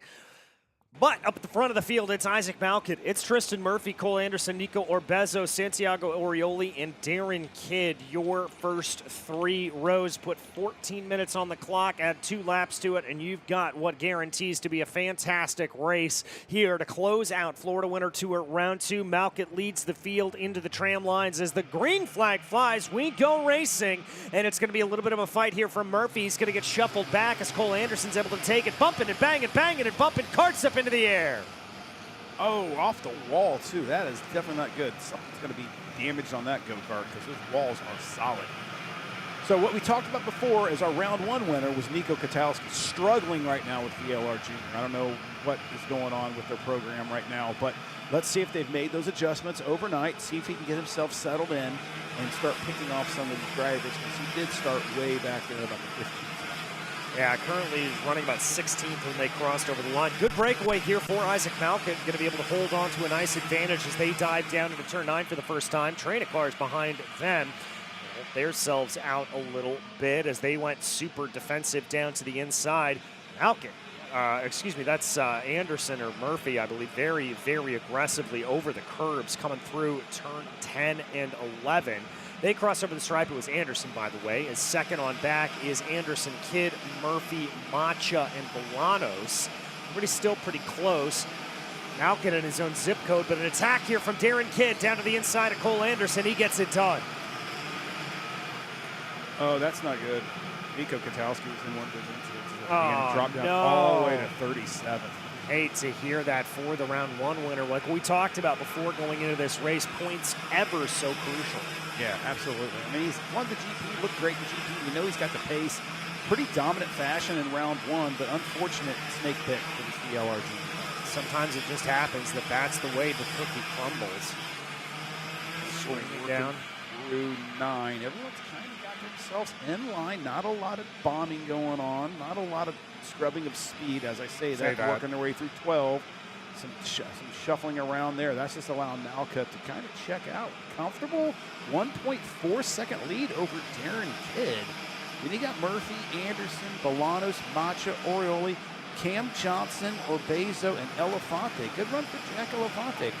Actually, I want to point out a name that we don't really talk about too much. Back there in 11th at the Orsolon team is Tyrone Kemper Jr. Good run for Tyrone. Battling for a top 10 here out of this stacked field that we have. That's a good run. Of 41 carts. It's a good run for him. Let's go back and take a look at the replay here of that opening lap incident. This was just a little bit of a crazy kerfuffle. Jason, what do you see? A lot of people going for the same real estate is what I see. Issue right there on that Norbert cart. Just got behind. And then trying to see just locking bumpers right there. That's caused that issue. And then up front, looks like there was a spin that caused, I think that was Katalski that got spun. Right there, yeah. That's how he ended up getting back and then got retired. Yeah. Had to go around basically in the back of the pack. It's going to be fun to watch, though. I'm going to keep an eye on Nico here. Where's he at? Is he up all the way to the 33rd? He was down to 40th. Making his way back. Let's see where they're at here on the stripes. I mean, he's up to 31st now, and everyone's pretty close. So does he have a chance to get to a podium? Highly unlikely, but we've seen crazier things happen. That we have. But what's crazy right now is we've got Darren Kidd and Tristan Murphy duking it out for P2, the final 2 steps on the roster. And Cole Anderson, Maxwell Macha, and Santiago Orioli behind them. Trying to see if there's going to be an attack from any of this top 5. Doesn't look like it's coming. Kidd holds on. Murphy not ready to send it yet. That's, by the way, Ryan Perry Motorsports for Tristan Murphy. Jackson's got an update for us. So again, all eyes on Darren Kidd here. If you remember, back in race number 1, kind of came in. I don't think underdog is the right word because the kid was flat out fast, but was just incredibly snake bit, was battling engine issues throughout the weekend.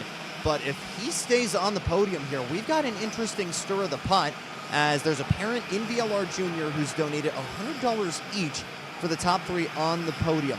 Parent doesn't want any recognition, just wanted to pay something forward for a favor. Somebody else did the same for him, so we went to acknowledge that gesture. So an extra $100 going the way for your top 3 here, DJ.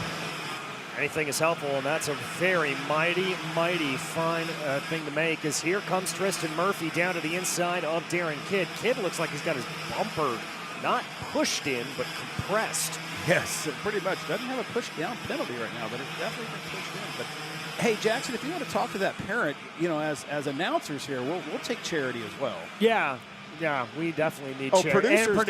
Producers are telling us they need charity. He has holes in his jeans. I mean, yeah, exactly. And they weren't decorative. No, not on purpose either. Exactly. We followed that battle from P2 Murphy holding on to the lead here. Darren Kidd trying to fight back a little bit. Cole Anderson watching with big saucers, like his eyes were like big saucers, trying to close in on this as they continue to battle. It could bring the likes of Anderson, Macha, and Orioli into this fight for the podium. Yeah, your victor right now up top is Isaac Malka. With those two battling a little bit, that distance this gap from like 2 to 2.5 full seconds. I mean, it's going to be a boring race for Malcutt out there all by himself, but also a very comfortable race. Not looking over his shoulder like he's had to do pretty much every single race that he's been in this race. Yeah, and credit here to Tristan Murphy. Murphy's starting to pull away a little bit from the likes of Darren Kidd. I'm not sure if Kidd needs to make a little bit of an adjustment here or just kind of reset himself to get himself back into the flow of everything. But he's definitely losing time to Murphy.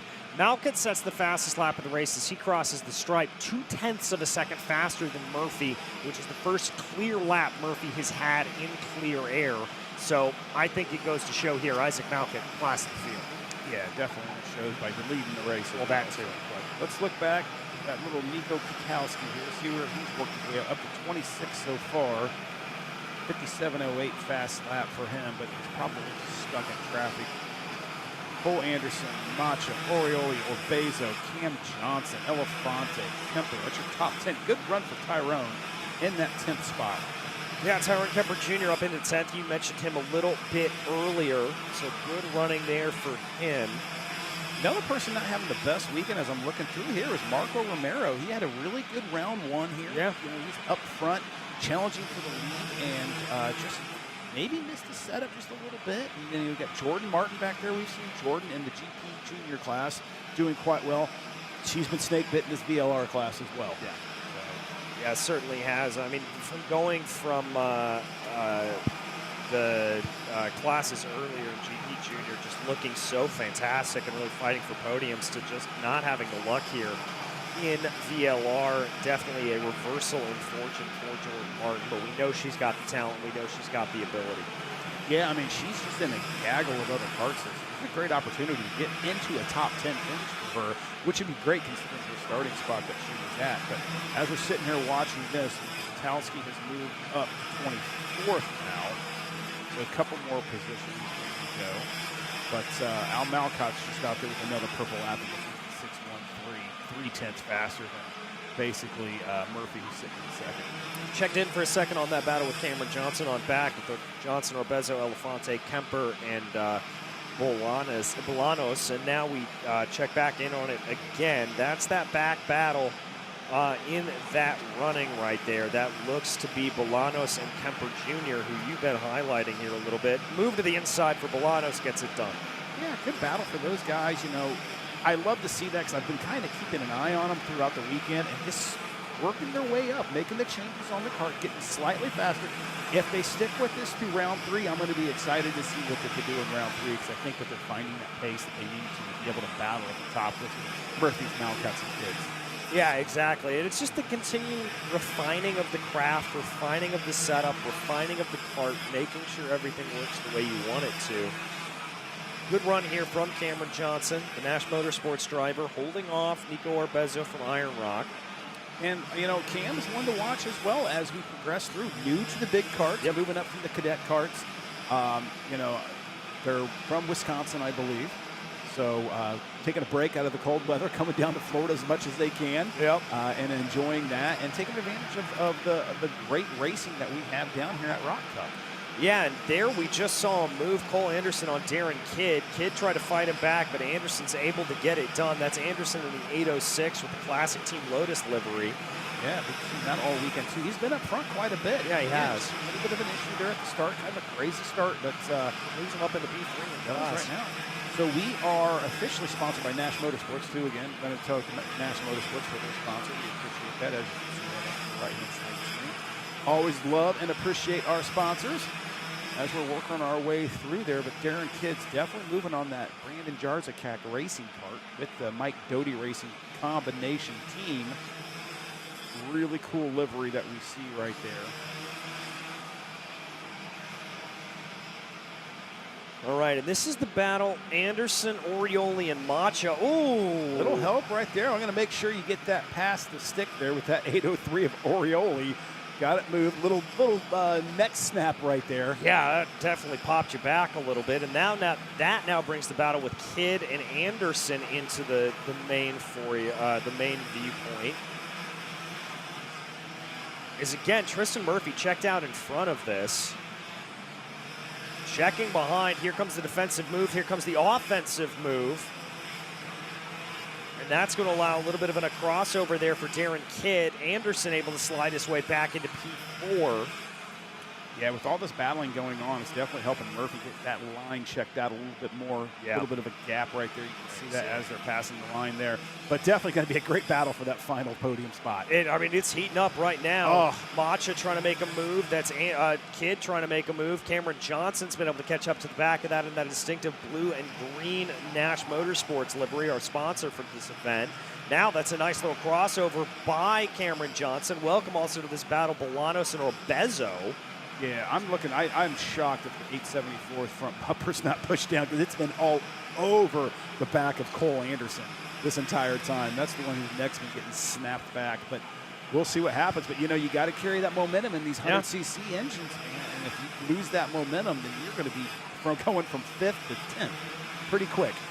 Dude, I mean, that is a great battle. This is anyone's spot for a podium here. Yeah. This is what I love to see right now. This not is first, great. not second. Those are pretty much locked in. But that third and final spot is up for grabs all the way back to the 10th spot right there. And I believe that was Bolanos. No, that was Bolanos losing out to Johnson in the Nash Motorsports machine. I mean, Tyrone's back up to 10th right now, so they're battling right in that group. So we have 3rd, 4th, 5th, 6th, 7th, 8th, 9th, 10th, 11th. All the way back to 11th right here. Move right there by Macha. Makes it stick. Trying to work its way back around is Anderson. Can't get it done, and that's going to be held on to by Maxwell Macha. Now that puts the sparring partners of of Anderson and Kidd back to one another. Again, Anderson in that black and gold cart, Kidd in the all black. Murphy leading up into the red. A little bit of a gap back there. Big pop out there for Orioli. Oh! That was a cart up into the air. There's real time right there. That was not a replay. That battle is getting dicey back there. Yeah, it is. And that has allowed for Orioli and Johnson to kind of Orioli and Orbezo. Orioli's got a pretty good gap right now, about a 2-second gap for that final podium spot. So that battle that we thought we were going to have for that third and final podium spot is no longer there.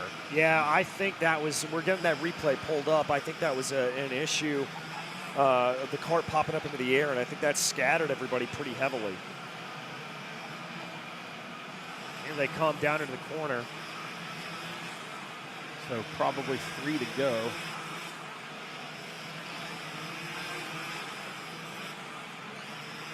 All right, here comes that Nash Motorsports. That's Cameron Johnson and Nico Orbezo. That's for P4. Johnson's able to get that move done. That is the remnants of that battle. They really stretched off into the distance. As you said, Orioli.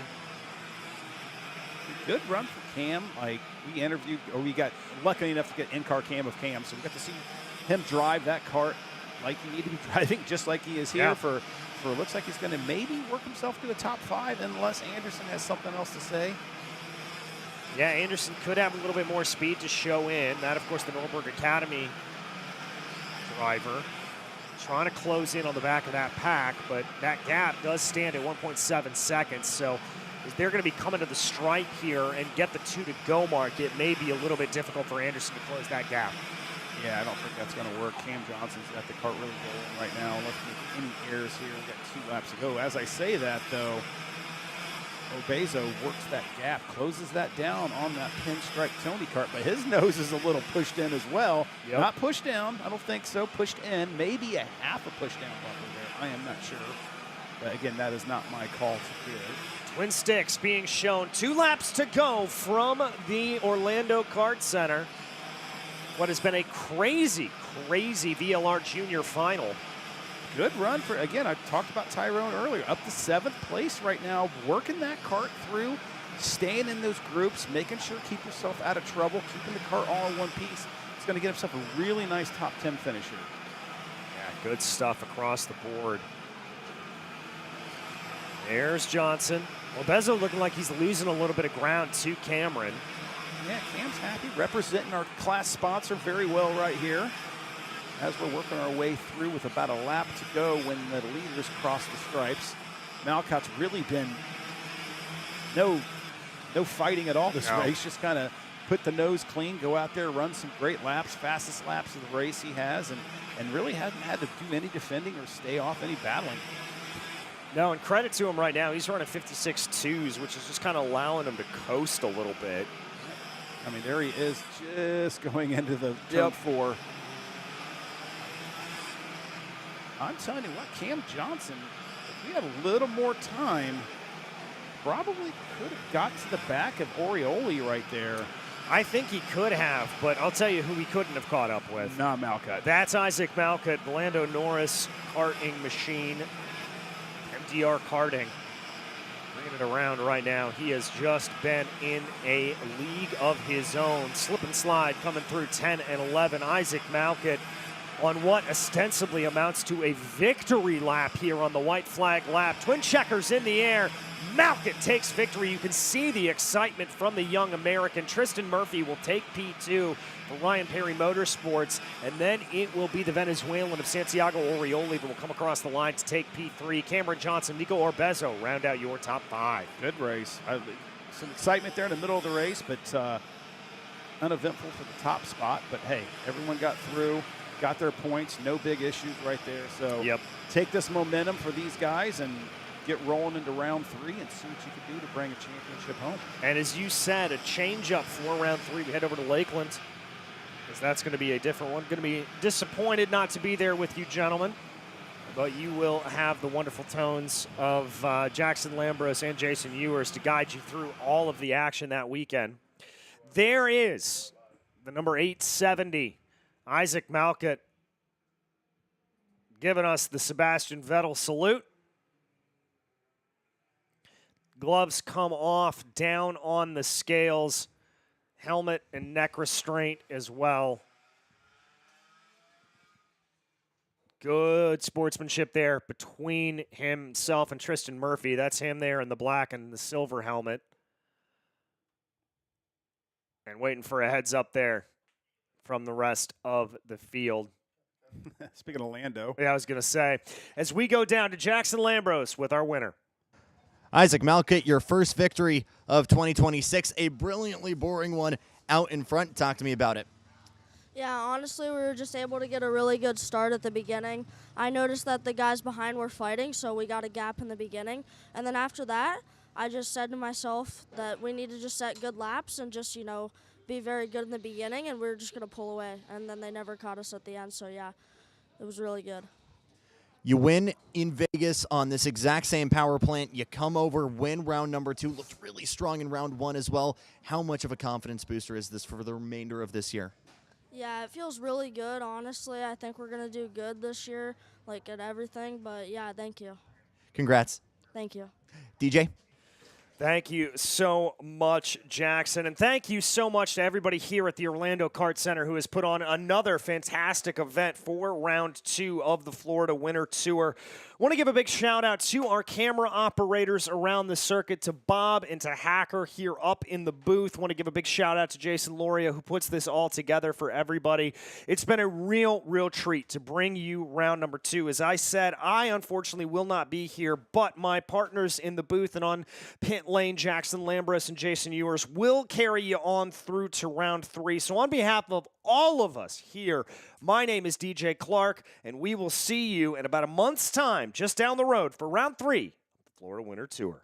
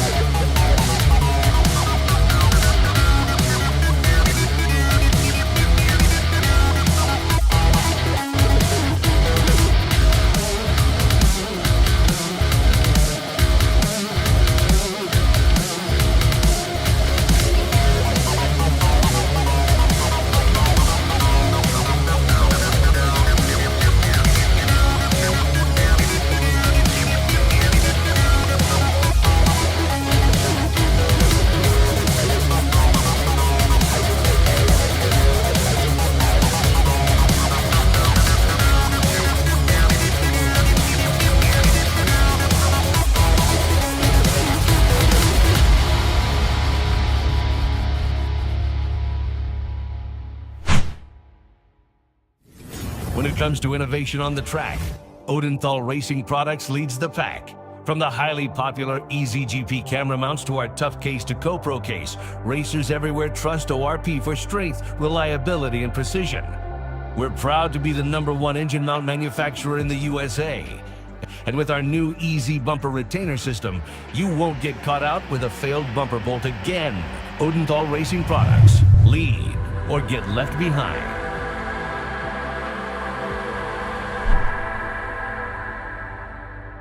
Welcome to the future of kart race preparation, CartSim Pro North America.